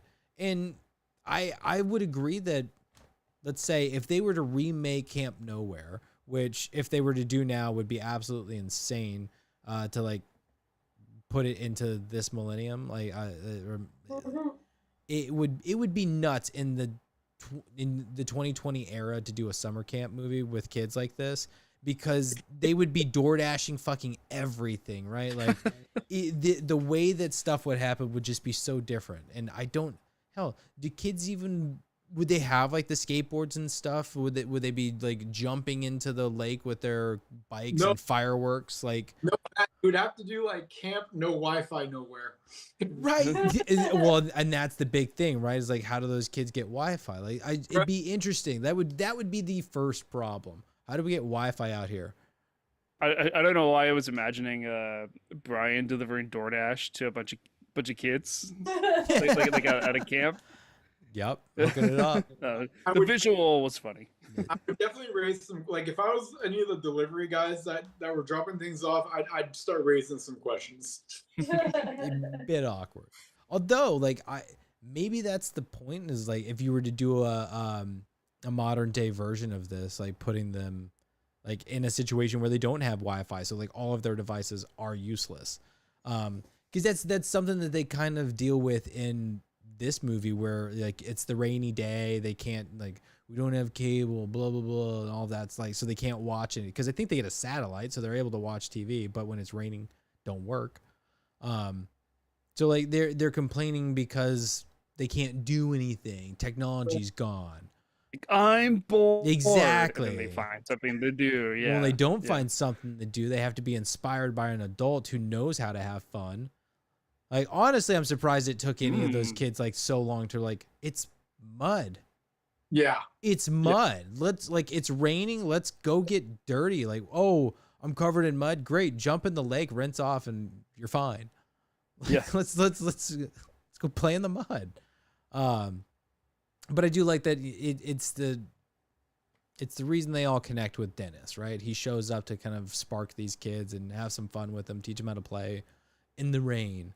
But yeah, I agree. You said a really good premise for, yeah. I think you got it. I think there's definitely a way that you can do this. And I agree that, like, focusing more on the kids and less on the, oh, we might get caught, would be more fun, more interesting, just because they spend so much time focusing on the we might be caught, that the ultimate understanding is that these kids are just crushing it. They're like, everything that they're doing is perfect fun. They're not getting hurt. Nothing's going wrong for 3 months. Everything's perfect. Like, you get one kid who gets burnt. Like, that's the one accident that happens. Okay. I call shenanigans. You spent day one jumping off a roof. Was it you, Brian? It was Brian. Let me just take you guys on the Disney roller coaster, because I know for a fact that's exactly what this playbook is. But here's another way you could have done this movie. They all come together. They're at Camp Nowhere. They're having a great time. In the beginning, again, this is 3 months. This is kids. We have to remember, right? They lose their tempers. Everything seems extra dramatic. So what happens is a mutiny. Now all of a sudden the camp is dividing. It's one side versus the other. And now they're battling, and it's war and blah, blah, blah. This But is now- our side of camp. What? This is our side of camp. There you go. It's tutorial. We've got leader A, leader B, all this stuff is going on. But now what happens? Oh my God, our parents are going to be coming. Now we all need to work together as a team, because we don't want to go down with this. We don't want to go down in the ship. We want the summer to keep going. And then again, I'm putting you on a Disney roller coaster, because this is exactly what it is, and I'm well aware of it. But I still think we're going to get a better movie out of this storyline than what we got. Yeah, it was. Fun. Yeah, well, I'll add to that. But first, I just wanted to say, like, we get the scene of them jumping off of the roof onto the mattresses. Great, sounds like fun, awesome. And then we get another kind of big scene where they're all just kind of playing at the lake. They're on their floaties and just splashing, and cool, sounds fun. No, like, real character development, like no plot is happening. We're just kind of seeing, like, the day-to-day operations of this camp. Fine. Like, I don't have any problem with those scenes specifically, but what I like about what you're saying, Ryan, is like, show us more of those day-to-day operations with character development, like having the two alliances, and and then they start to get creative where they have, like, like a 300 style, like, war, where they have, like, long sticks with t-shirts as flags, and they have, like, bandanas, and and they're like marching for like a war of attrition. They have like garbage canlets as shields, and then they're like charge, and then they do their whole thing, and they're like, man, that was so much fun, and then there's like drama because the guy and a girl is on the opposite alliance, and she's like, you hit me, and I don't know, I'm just kind of just saying a bunch of stuff now, but I just think that they could have just made it so much more. They could have added more character development with the camp, like activities.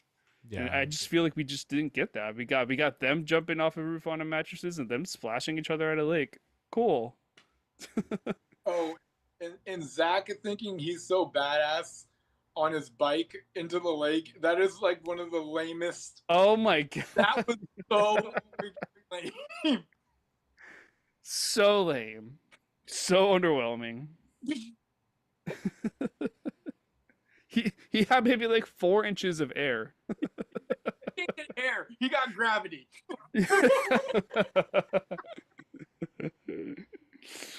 Oh my god. So bad. I totally forgot about that. That was really funny. Yeah. All right. I gotta grab something to eat, but do you guys have any scenes or anything you want to jump into?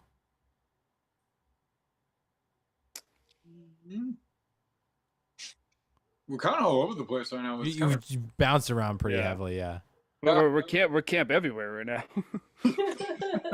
I'll say, because you brought it up a little bit, Brian, just to kind of kick it off. But the scene where the kids, where they get all of the deliveries, and they're like, it's like, oh, my new toy. Like I do love this whole scene of seeing these kids just unloading these trucks, playing with all the squirt guns, the kid with his new guitar and everything. Like blank check vibes. Anyone? A bit, yes. But anyone? Yeah, I do love watching these kids kind of like turn this dilapidated camp into like their place. Yeah, and like they chopping down an entire wall so that they can fit a TV that basically replaces that wall is hilarious. Yeah, how are you gonna get inside? We're not gonna get inside. It's the new wall. Like it's just hilarious. Is that what that was? Like, yeah, it was TV in that it was box? a giant flat screen. I shouldn't say flat screen. It was a giant TV screen. Wow. And they cut the wall and they just filled its place. Oh. Okay. Which is why when you see later and they have to replace the wall, like they're pulling the TV away from it. They didn't didn't put the TV inside. They just made it the wall. Yeah. I kind of love it. Yeah. I loved their Camp Nowhere model. Their motto? No, model. The actual physical like when it's the thing that I used on the Instagram. Like it was like the table. Anybody? Is it just me that knows this part? No, I know what you're talking about. No. Like, they're all surrounded by the table. It's an aerial shot. And you see like physical model of the premise. Wow, I don't remember that. All right. Well, you see it a couple times. Yeah. Yeah, I just liked it. It was a really cool movie prop, and I was like, oh, so that's how you guys are getting the play-by-play on what's going down. I'm gonna look that up. Okay.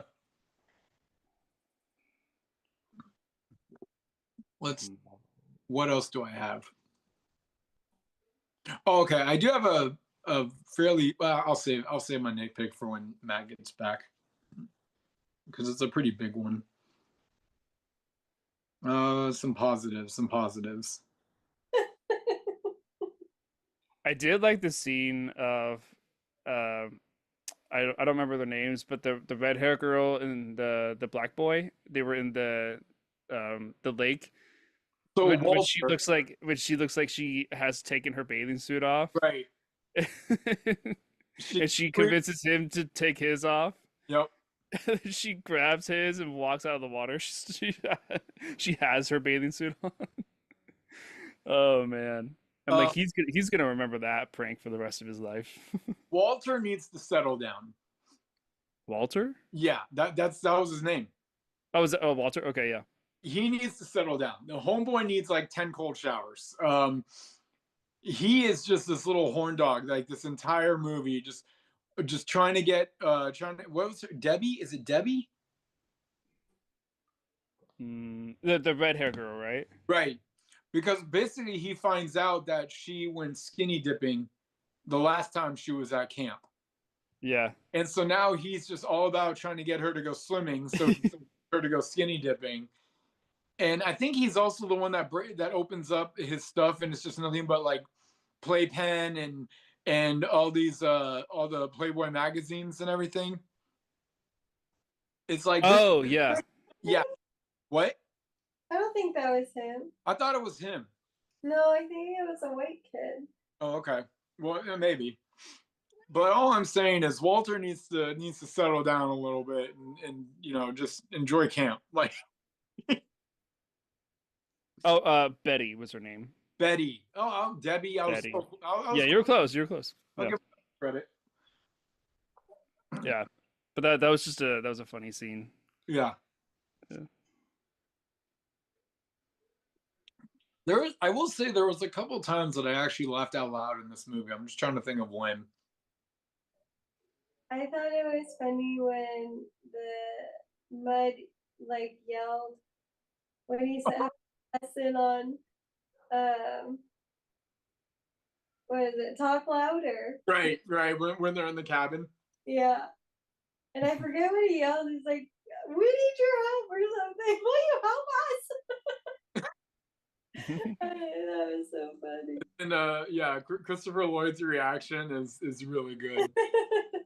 Well, from what I understand, his character in this movie is that he's an actor, right? Yeah, John. Or he's like an improv kind of guy. Like he He's- like makes up scenarios. He's a drama teacher. He was, Oh, a Well, drama teacher. Yeah. and maybe he's just a con artist. Oh. Yeah. The scene wasn't as funny as I think they were trying to make it. But when Dennis goes through the car wash, Oh. I will give Dennis credit on certain things that he did. There was one moment where he reminded me so much of Kramer. Okay. Do you guys know who Kramer is? Yeah. Yes. From Seinfeld? Yeah. It's when he's going through the dryer and he's like leaning back and his hair's back and the facial expressions, it just looked like a Kramer move if I've ever seen one. I agree with that. I feel like Kramer would have fallen down. Oh, probably. Yeah. he would have thrown in a little bit more physical stunt work to it. For sure. What was his excuse for going through that car wash? I honestly think it was to distract the police officer because it went the yellow car that they were in, then he sent in another car under an emergency, whatever, and then the police car came in. So it's basically kind of sandwiched. And he wants the officer looking at him the whole time. Oh, yeah. They'll leave and peel out and wait behind for him. Yeah. Wow, that's dedication. That is, yeah. And clearly he wasn't thinking of the hot wax. I wasn't expecting that. The minute I saw the flashing lights go on, I'm like, oh, you're in trouble. But you know what? I agree with you. I do think that the scene it wasn't as funny as the writers thought it was. Oh, But I feel like to a kid, it's like the funniest shit in the Oh, world. You know? So yeah.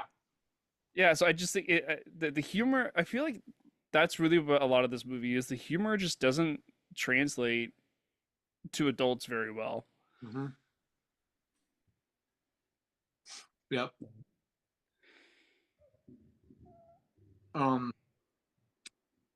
What else? There was another part that made me laugh. I'm trying to think what it was. What I miss? We talked about the car wash scene. Hot wax. Yeah. Wait, what? There was one part. Oh man, what made? Oh, it was a quote from Dennis, where he was like, giving him his Mud's medicine. Oh, He's like, take 4 pills every hour, and I'm like, try again. not the first time that mistake has cost Yeah. me. Yeah. Dennis had a couple of really good moments of like the recall of drugs and like Right. being the hit when they first meet the camp owner and everything, Yeah. and he's like, "I thought I'd been here before. Mhm. Well, not here. You did that stuff here? Not here." Not here. Like just those little moments with him were a lot of fun. Also, they definitely implied that him and the doc did the deed, right? Oh yeah. When As they're walking out of the house. Well, Is yeah, it the house? he's leaving, but then he also says like, what did he say? Something tornado, or I forgot what he said. oh, it's we're in Mud's room. A tornado must have swept No, it up. Not that. I have It's no idea what you're talking about. It's when she figured out that he's not everything that he said, and he's like, "You're probably not a drama teacher, blah blah blah," or his son. He's like, "Well, the son might have been exaggerated, but I am a drama teacher, and everything else that I said was true." And then he starts listing off a few things, and then one of them, Sexual dynamo. there it is. That's what he mentioned. Yeah. So I'm like, so you did get it on last night? Okay. That's the scene where they're sitting on the bench on her porch, right? Where they're It's- talking. It's his porch. Or Yeah. his porch. Wait, was that? Oh, that was his house. Yeah. Yeah. How did she not just like why did she seem so cool with everything? Like he lied to her, and then she. I'm- I think it was more of like Mud was really kind of working her too. To where she's like, all right, no one's died yet, and no one's gotten super, super injured. And Well, you do have some type of adult surveillance around here. I think she knew that like these kids were okay. Right. Like yes, they're reckless and they're kids, but And unsupervised.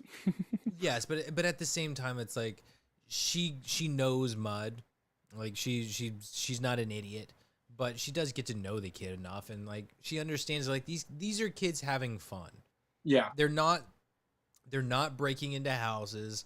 They're running through gardens, but like they're not really causing trouble. They're keeping to themselves. They're kids that are having fun, and this guy is allowing it to happen. Like he's facilitating it. So it's not necessarily a bad thing that he's doing, but the way that he's doing it is the problem. Yep. So I think she ultimately like understands and likes that these kids are getting a chance to have fun. But she's still a responsible adult, and it's like, you can't be doing this stuff, man. Well, but also when he lies about Mud being his son, like how do you? I don't know.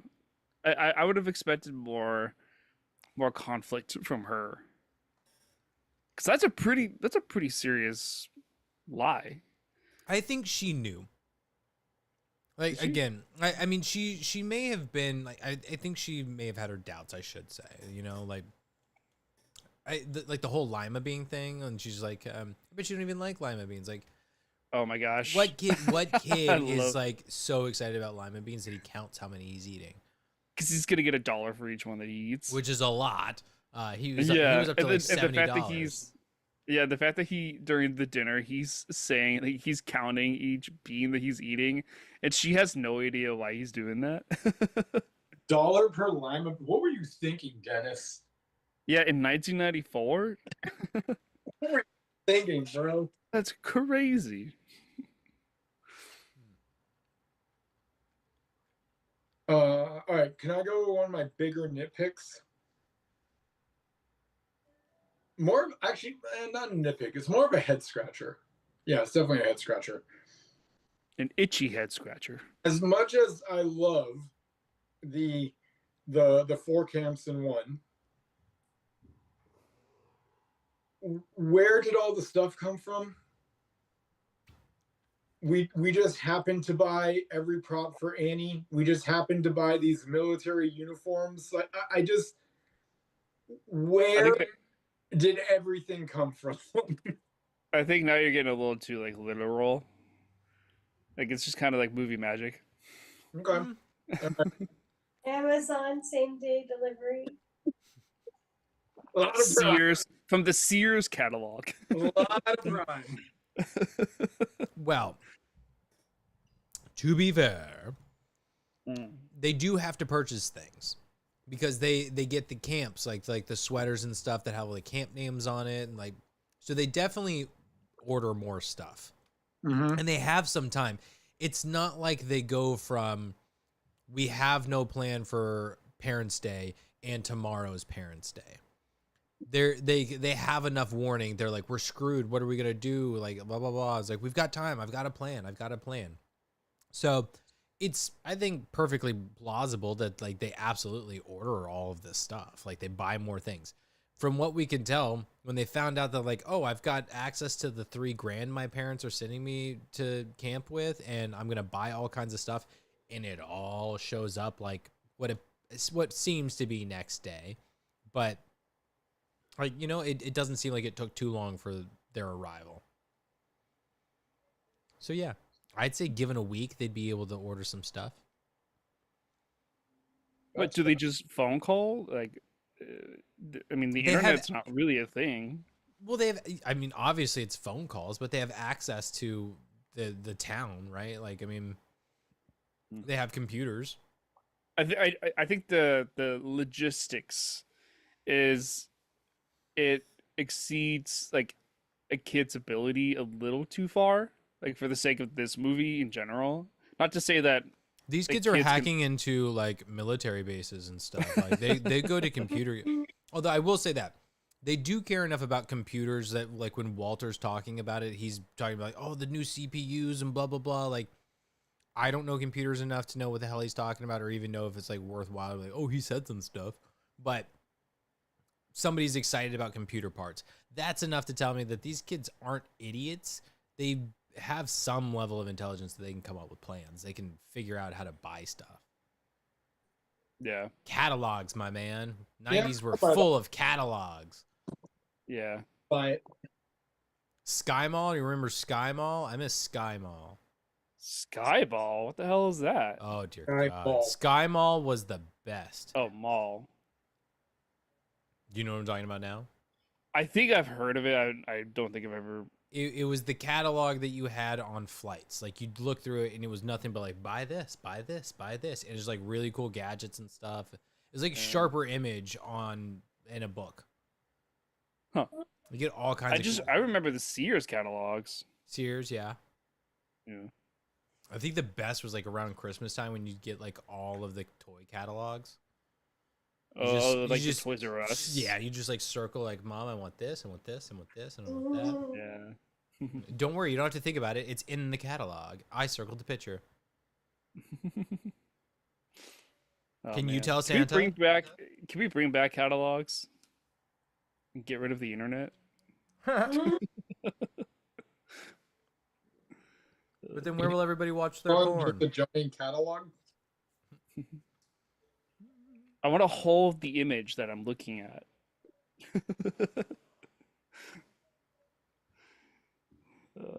I want you to feel the paper. How do you guys feel about Christopher Lloyd's, like it just in general? How do you feel about his character, his performance in this movie? Do you think he toned it down?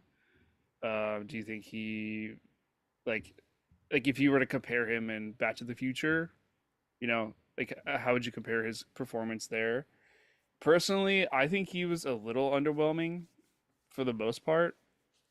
Like he had some good bits, but like he was just so perfect in Back to the Future that to me this kind of feels like I'm gonna what's the term like cash in the check or whatever.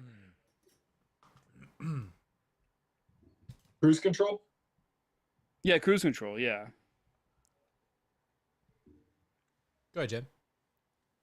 Well, I'll answer this question, but then I gotta go, guys. There are some nights where I could hang, and tonight's not one of them. But to answer your question, I honestly am not. You guys might kick me out of movie club for this, but I'm not a big fan of Back to the Future movies. I think they were really terrible. So to see him show up, because I didn't recognize his name, so to see him in this, it was like a little underwhelming. For I was like, oh great, but he surprised me in this role. I thought he did a very good job, and I think it's better than Back to the Future. This role, not the movie, but like his acting was a big improvement for me. Okay. I do think that he does play a little bit subdued, but I think he's playing it correctly for the character. Like he's a drama teacher. Like he's not a criminal. He's not a bad guy. He's a good person with a good heart. So what do you think? That's what he tells us. But but yeah, I think I like the way that he treats the kids. He has a good level of silliness, but like he is an adult and he plays it that way when he needs to be. I former hippie turned teacher turned like bum, I guess. But like he's I don't know. I think he plays it well, and when he needs to ham it up for the characters, he does. But that's where I think it's like he's a drama teacher. He's an actor. He'll act when he needs to act. But Dennis, the character, is like, I'm just a mellow guy, man. Like it's all good. We're just like he still has the kind of laid back, fun vibes. So I personally I like the way that he plays everything, but I agree. Like knowing what Christopher Lloyd is capable of, I think it's somewhat subdued, but I don't think it's a bad thing. Okay. I feel like if you got Jim Carrey in this kind of a role, like it would be a lot of fun. You'd get the high energy, and the antics would be like off the charts. Off the charts. But it'd be at that point, it's all about. It's a Jim Carrey movie. It's all about Jim Carrey, Yeah. which is which is fine because it kind of feels like that's what this movie was trying to do anyway. Where it's Camp Nowhere and the focus should be on the kids. Ooh. A lot, like it's one of the arguments that you guys were bringing up is like it really does focus on Dennis and like his problems kind of leading into like, oh, we're gonna get caught. You both like threw your hands up quick. Yeah, again, Brian. Yeah. I was just gonna simply say that's the one shout out that I do have to Christopher Lloyd, who did a fantastic job of kind of going on the backstage here and letting the kids shine, even though there were a lot of moments where it was the camera was pointed at him, and there was some like certain scenes and everything, but even then he still was like, no, we're gonna let them have their movie. Yeah, I had the thought. I was like, well, what if Dennis played more of the role of like the leader of the camp? Like he was like the camp counselor of the camp. He truly was the cult leader. Yeah, I mean, kind of. Yeah. Like I don't know. My mind is thinking that I would like that more, rather than him kind of playing like a little bit more in the background as like the protection, I guess. It'd be kind of creepy though, because like, what would be his point in that? Yeah, I think it kind of goes to cult vibes pretty quick. Well, and I think his background is kind of being this hippie laid back guy is Right. the whole point is like it's like, you know, free love, man, it's all good. Right. Like, and it's about the kids having the freedom, and that's the point, is like he wants them to live their life. It's like nobody's holding you back, nobody's telling you what you can and can't do. Right. I was a protester in the 60s. This is their way of protesting. I'm all about it. Yeah. Yeah. That's a good point. Yeah. Yeah. He's passing the torch to them, you know. To some level, yeah. Yeah. I get that. Yeah. Okay, I'm gonna say my final thoughts and who wins. Do it. Huh? I said do it. Oh, they said away. I was like, okay. Wow. So final thoughts. Yeah, this was a good movie. Actually, it was an okay movie. But Christopher It's a Lloyd was little lot of amazing. forgettable. Like, yeah, it's just very neutral. You know, it's you can't hate it, you can't love it, so you just sit with it. And what wins it for me? I think like the wholesomeness of like seeing kids be kids. It is almost a lost art. Maybe because I don't really see a whole lot of kids anymore, but it just feels like it's not the same vibe. So to see that little wholesomeness, that wins it. Let the kids be kids. Yeah. Yeah. Nowhere. Parents just don't understand. Yeah. You still get me, Mom. Ugh. And then I do have next week's pick if you guys want me to say it now. I can. Yes, please. I think I'll also say, put it in the chat, because for some reason I keep forgetting. okay, don't worry. I forgot what I was gonna say. The movie you picked for next The movie week. you picked? Yes. Yes. But there so but I think it's funny that you picked this one back because this is like such a good follow because it's like polar opposite. Okay. I've never seen this, but it's called 72 Hours, and it's on Yes. Ooh. Okay. Ooh. Okay. Okay. All right. Vibe change for sure. Yeah. Yeah. And now we're all grown up. Well, because it's got one of your Now that favorite we had some fun, let's be devastated. Wait, why are you devastated? Oh, I'm sorry. You're not aware. This is like a wonderful movie about 3 days of happiness and joy. It of looks. solitude. Yeah. It looks. I'm going to say Tristan is not Tristan in this one. He's in it. Are we thinking of the Are we same movie? We're thinking about the same movie. Isn't 72 Hours the new Chris Kevin Hart. Hart movie? Yeah. Yeah. Then we are not. Oh, we're thinking Oh my 172 God. hours. Aren't we? I thought we were talking about, was it Yeah. 124 hours? Dude, this is the new Kevin Hart movie. It just came out. 72. Oh, Wait. yeah. I'm thinking of the one with James Franco. What the hell was that one? It's 100. Oh, that's 127 hours. 127 hours. Okay. Okay. Oh, Matt thank and I were God. both thinking of it. I was like, Totally different movie. 72 hours. Wow. All right. What do we got? 72 hours. Not That's familiar funny. with this one. Okay. Okay. Okay. That's really funny. Got it. This came out this year? It like just came out. Yeah. I've not seen It it. came out 72 hours ago. July 24th. Okay. Right. Yeah. I don't it's think I've called- seen a trailer for this at all.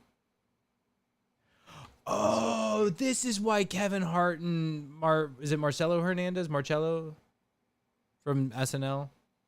That's why they're hanging out so much. It's because they're in this movie together. I get it. Okay. Well, Jen, this is going to be an eye opener for me. I'm completely unfamiliar with this, so looking forward to it. And I apologize for my poopy attitude. Yeah, I was like, I don't know what you guys are talking about. I apologize for my poopy attitude. My bad. Is Think it- you Well, can and I come- thought maybe you had picked it because it was like James Franco, you know? Well, I was That's yeah. understandable, but Yeah. Oh, he's in this? I don't remember that. you know what? He might be. Who knows? I don't know. God. Okay. Whew. All right. 72 Hours, starring Kevin Hart. Yeah, less hours, guys. Yeah. less. Oh my God. A lot less. Wow. All right, sorry All right. to cut out. Oh, you're good. You're good. I think we're heading towards the downhill anyway, so it's all good. But have a great night. Thank you. Have a Good night. Night night. Ciao. All right. I've got quotes and stuff. I don't think there's any specific scenes that I really have to call out, like moments really. Go ahead, Brian. I have a head scratcher. Yeah. They are in the grocery store. Yes. They buy beer. They try. They almost get arrested for this beer. Yeah. What happened to the beer? We never see it again. Dennis does mention something about the beer and like not getting it. Like just flat out saying like they don't get the beer. It's a throwaway line that's like he says it and you miss it, it's over. I'm just saying we should have had once again. Give us a beer scene. Give us the beer heist. Okay, we know that Dennis has the beer. How do we get the beer? Mud, you're the planner. It's Ocean's 11 for beer. Let's make this happen, people. We missed a lot of opportunities. These kids are idiots. Who gets a grocery You cart? just said they were smart. They are, but like there's like this. Okay, sorry. Zach is an idiot. You're telling me you wouldn't want to see Ocean's 11 for beer? I don't want to see a 15-year-old pulling an Ocean's 11 for beer. Come on, man. If I'm seeing that, that needs to be like Good Boys super bad level of movie going on. Like because have you seen? I think it's called Good Boys, where it's like the three kids night out kind of a thing. Mm-hmm. I don't think I've seen that one.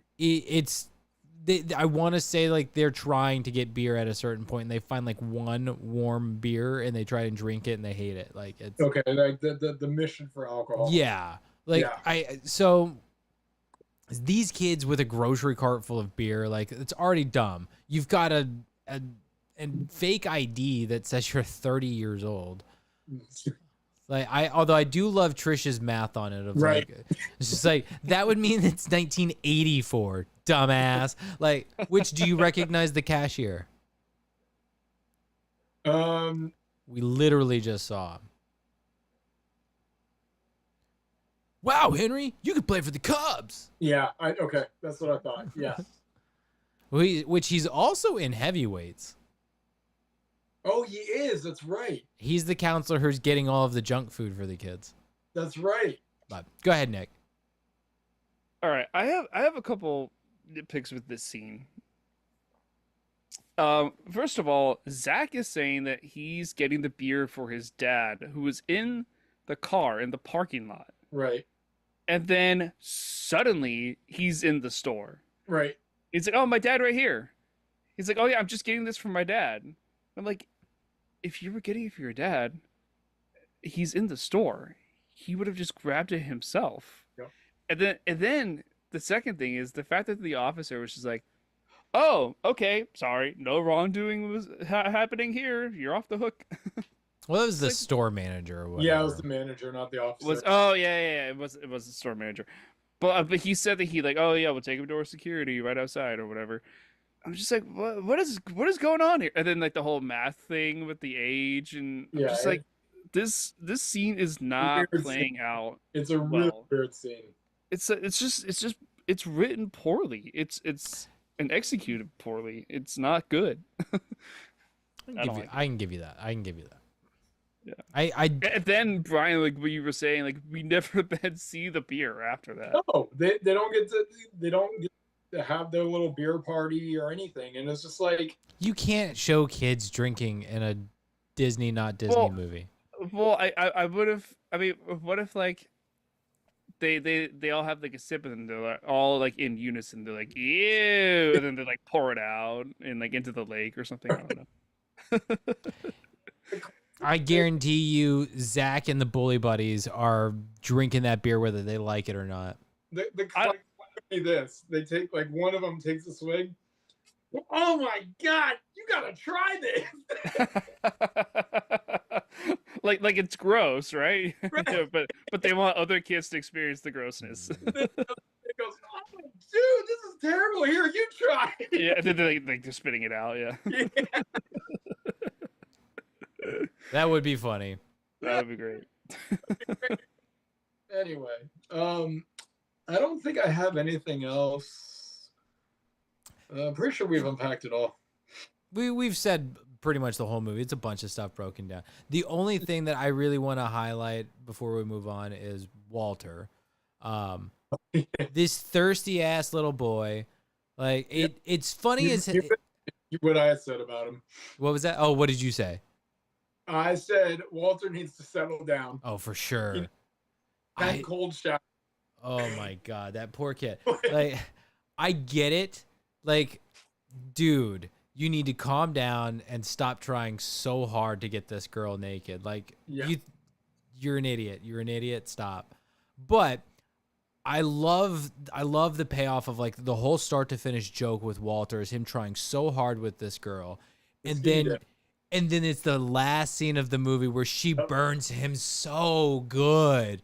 Yeah, I mentioned this earlier. I love it. But if you listen at the end of the credits, the song ends. It is the last thing you can hear. It's still Walter screaming, Betty! He's still screaming for Betty at the end of the credits. I gave up on the credits. Okay. I totally forgot. That's why I had to bring it up. But yeah, I love the full circle with Walter and Betty of like, he's so obnoxious throughout the entire summer. And then this burn is like so good. Yeah. Yeah. Yeah, like I said, I've got a couple of quotes, but that's it. Anything else that you guys had? I'll run through these real fast. I've got nothing left. No, I think I'm good. Okay, so I thought it was really funny when it was the 4 camp scene, the Parents' Day. I don't know why, but I laughed out loud when they did this. They have their little code phrases for the families and stuff for the different camps. And when the fat camp parents are leaving, they say loads on the road. I was just like, that's so funny. Yeah. Loads on the road. It was so funny to me. And then they hit it with the nerds are here. It's really funny that they're just not being nice to the parents in this, but like, why would they be? Go ahead, Brian. You just reminded me with the fat camp. I did have one talking point. Yeah. It is a part of the movie that does not age well at all. And it's Mud's light girl interest, red dress. What's Gabby. Gabby having to go to a fat camp is just fucked. She's not fat. She's nowhere near fat. The fact that like that was supposed to be passed off as like, even the mom is like, oh no, you need to go to fat camp, put down the cake. You know, it's like, what the fuck are you talking about? Like, she's not overweight at all. Yet in 94, this is what needs to go to fat camp. Like, just really, really poorly aged storyline in the movie. Go ahead, Matt. I don't think this is poorly aged at all. I think it's very accurate for the times. But what they do with Gabby's character throughout the entire movie is they constantly put her in a costume that is like it's not form fitting. It's not form fitting. It's all stuff that makes her look wide or like it's very squared and like loose fitting, like big t-shirts, wide coveralls and stuff. So she's always wearing big clothes. So you never actually see her figure. The one time that you see her wearing something like where she gains confidence, she's got this whole summer where she's gained her confidence and she's wearing like a thinner form-fitting t-shirt and you can see how thin she actually is. Her mom sees it. She's like, oh my God. Like that's that's the whole thing. It is her, you see her confidence build, and that's what it is. She's wearing clothes that make her feel good, that make her feel confident, and her mom can't help but notice. And like it's a big deal, but it's a subtle thing. And I love that even though they seem to have like a really good moment as like mother-daughter, at the end she's still like, do you want a piece of cake? As she's so gonna give her the liverwurst, or the liver paste cake. I was like, I'm still getting you, Mom. You still thought I was fat. Like, screw you. Because it clearly that messes with kids. You can't be doing this to your kids. It's awful. No. Awful. Go ahead. I was just gonna add real quick to the food things. This movie makes a lot of references to very outdated like nutritional advice. Like they make references to like, oh yeah, there's low fat, whatever, like, or like low fat, low sugar, non-fat, skim, whatever. Like the people used to think that fat in foods made you fat. Yep. But that's not true. The biggest in the 90s, the weight loss shakes. Oh yeah, remember the box Slim of like the Fast. slim quick Fast. shakes or whatever? Slim Fast. Slim Fast. Slim Fast. Well, no, I thought the box had Slim Quick on it. Well, they're not going to use Slim Fast for this movie. They probably don't have a budget for that. Yeah. Did you notice the amount of Diet Cherry Cokes that were in this movie? Yeah. By the way, Coke was one of the obvious product placements, but like seriously, it was Diet Cherry Cokes all over Mud's house. Yep. Anytime it was at Mud's house, a Diet Cherry Coke was visible. I mean, Cherry Coke slaps, but no, Cherry Coke kicks ass. But I'm just saying, it's the fact that it's the diet part too. Like, this is another peak diet culture going on in the 90s. It sure was. Yeah, the Slim Shakes are like the funniest thing to me. It's what's funny is like we still have them. They're essentially just protein shakes. It's a meal supplement. Yes. Like, it's all of these vitamins, minerals, fats, whatever. Like, it's basically here's all the shit. Drink it. Now with protein. Yeah. Everything has protein. Just a new thing. Yeah, I find like 90s dietary nutrition like recommendations really funny to me. Oh, it's terrible because the problem is like they're like, fat is evil, fat is horrible, so let's get rid of it. Yeah. This tastes like crap. Well, let's just add sugar. Yeah, that's the real problem. You get rid of the fat, you get rid of the flavor. So how do we fix that? We're just going to double up the sugar, and that's we're gonna put processed. Real issues came. Yeah. Because sugar is cheaper than fat. Who would have thunk? Yeah, it's like more addicting. Yeah. Yeah. Then it's actually sugar is more addicting than certain drugs. Fact. Yeah. Yeah. The moment that sugar hits your tongue, it like causes a chemical reaction with your brain. Yep. It says, give me more. Give me more. Speaking of, I'm gonna go have a cupcake. I've even heard, now I don't know if this is true or not. I so don't quote me here. Don't come at me, people. We coming. We coming. But I heard a rumor that if you have a meal, and then you're like, I'm gonna give myself a cookie after my meal, and you do this every time for whatever 2-3 weeks straight, every time you eat that meal, you're gonna start to crave that cookie. Mm-hmm. That Pavlovian effect. But yeah, well, I mean, the sugar that's involved in it, all that, it's just you're training yourself to where it's like, okay, I've had my meal, now I get my sweets, and if you don't give yourself the sweets, that's when things go awry. Yeah, because then you mean it wasn't normal for me to have an ice cream cone every night for years? Or not? I really don't. Wait, Brian, do you still eat ice cream every night? Not every night. I never know. Never every night. Only nights off. Only nights off. Yep. So now you associate nights off with ice cream? Sure. Yeah. Yeah. But I also go to the gym and live a physically active life, so I'm not worried about my ice cream. Yeah. Matt, do you have any more quotes for us? Quotes. I've got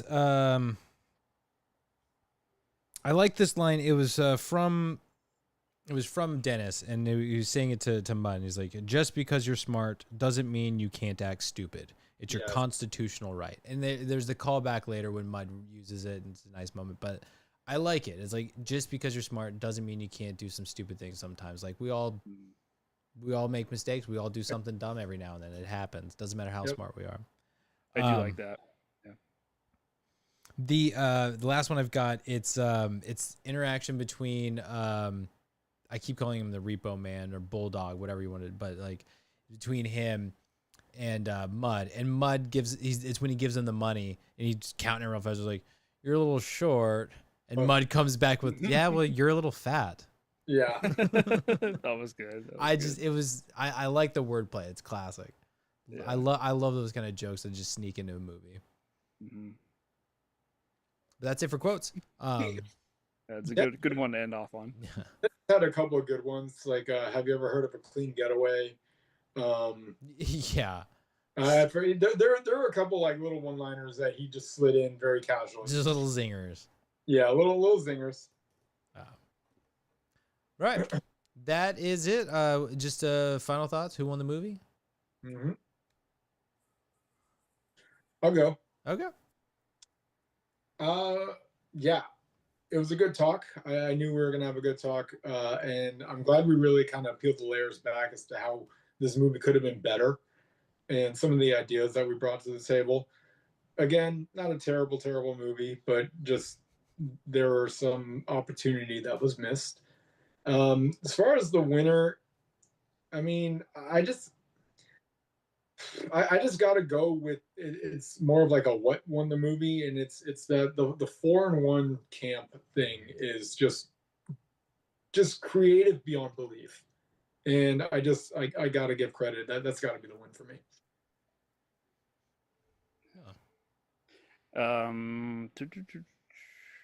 Yeah, I kind of agree with everything Brian just said. It's not a bad movie, but there's a lot of room for improvement. And I think a lot of what we talked about really would make this movie a lot better. So, and Matt, I like your modern day edition for like a reboot of this movie. I really do like that. So, any directors out there listening, We've got a great concept. We can work on a script. yeah, Matt, just make sure you patent it first. I'm sure that's how that works. Would you do yeah, like a just- movie miniseries or actual? You full- just want camps to be such a TV thing. We'll make it a micro miniseries, 3 episodes.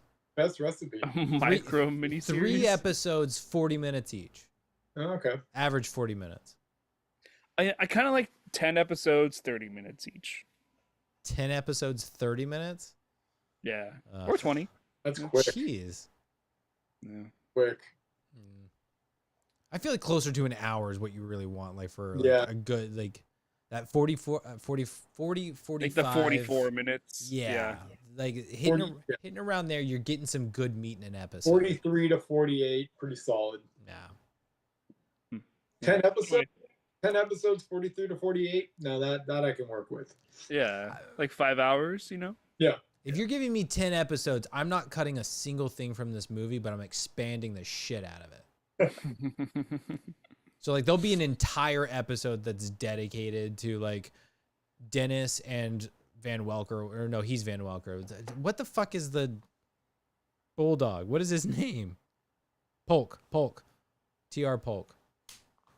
Whole episode based on those guys. Just Sinner. It's going to be a full episode. It's going to reference Smokey and the Bandit. Oh, okay. Van Welker's going to be Smokey, obviously. He's the bandit. Come on, guys. Did you forget? No. Eugene Justice, or whatever. What was his name? Buford T. Justice? Buford T. Justice. Yeah. Buford T. Jesus. Buford. But yeah, no, I like your idea with it. I really hope they reboot it someday. I think it would be a lot of fun. These But are as the far kind as of the movies I winner- wouldn't mind them rebooting. Yeah, for sure. Because the summer camp never goes away. Like it's Oh. not like a yeah. So my winner though, I kind of have to give it to like free spirit, I guess. Like kid free spirit. I don't know, like that theme of the movie of like letting the kids be kids. Hmm. Um, I think that's the winner for me. It's just kids thinking of something on their own, doing it, like and just having fun. Yeah. So. Yeah, I'm gonna give runner up to Christopher Lloyd just because I think he does a great job with this and like fun characters. I don't have a bad thing to say about his performance in this movie, but I'd have to I kind of have to agree that like what really wins this for me it's kids being kids. You're cutting out. I'm think it's just I'll get closer on it. Oh, it's my internet. Your Yeah. internet, yeah. It's my internet. We'll be fine. We'll get back to it. You should be good now. Yeah. But yeah, I think what really wins this is it's kids being kids and like the freedom and all of that. Like I think that's what really wins this is kids getting to be kids because that's the fun of this movie and it's why when you get to the Parents' Day, that's why I think it's so successful. It's why I think it's such a big payoff for this whole movie is because it is exactly what kids would do. Look at those signs. Look at how everything works. Like it's straight up toys. It is like silly looking stuff, but it works. It's so good and it's believable enough to like, yes, you've pulled the rug over your parents' eyes and gotten them to think this is real. So kids being kids wins this. But I think that's it. That is a wrap on Camp Nowhere. Thank you guys for suffering through it and having this wonderful conversation about it. I enjoyed this. This was good. What was next week's pick? It's I'm going to get the time wrong. 72 hours. 72 hours. 72 hours. All right. Well, with that in mind, follow us on Instagram and tune in next week here on YouTube for our chat on 72 hours streaming on Netflix. I believe it's a Netflix original too, so shouldn't have any trouble finding it. I'm sure there's trailers. But at a local Netflix. local Netflix near you. But yeah, you can follow us on Instagram, good.flickas, here on YouTube at GoodFlickas, and you can send us an email at goodflickas2020@gmail.com. Love to hear from you. Other than that, tune in next week. 72 hours. It's going to be a great chat, I'm sure. But Brian, go ahead and close us out. Yeah. All right, friends. Summer camp is over. And what have we learned? Well, all my smart people, it's okay to go out there and be stupid sometimes. And we know at the end of every Good Flicka episode that you listen to, we know what's on your mind. And that's these guys have potential. We'll see you next week.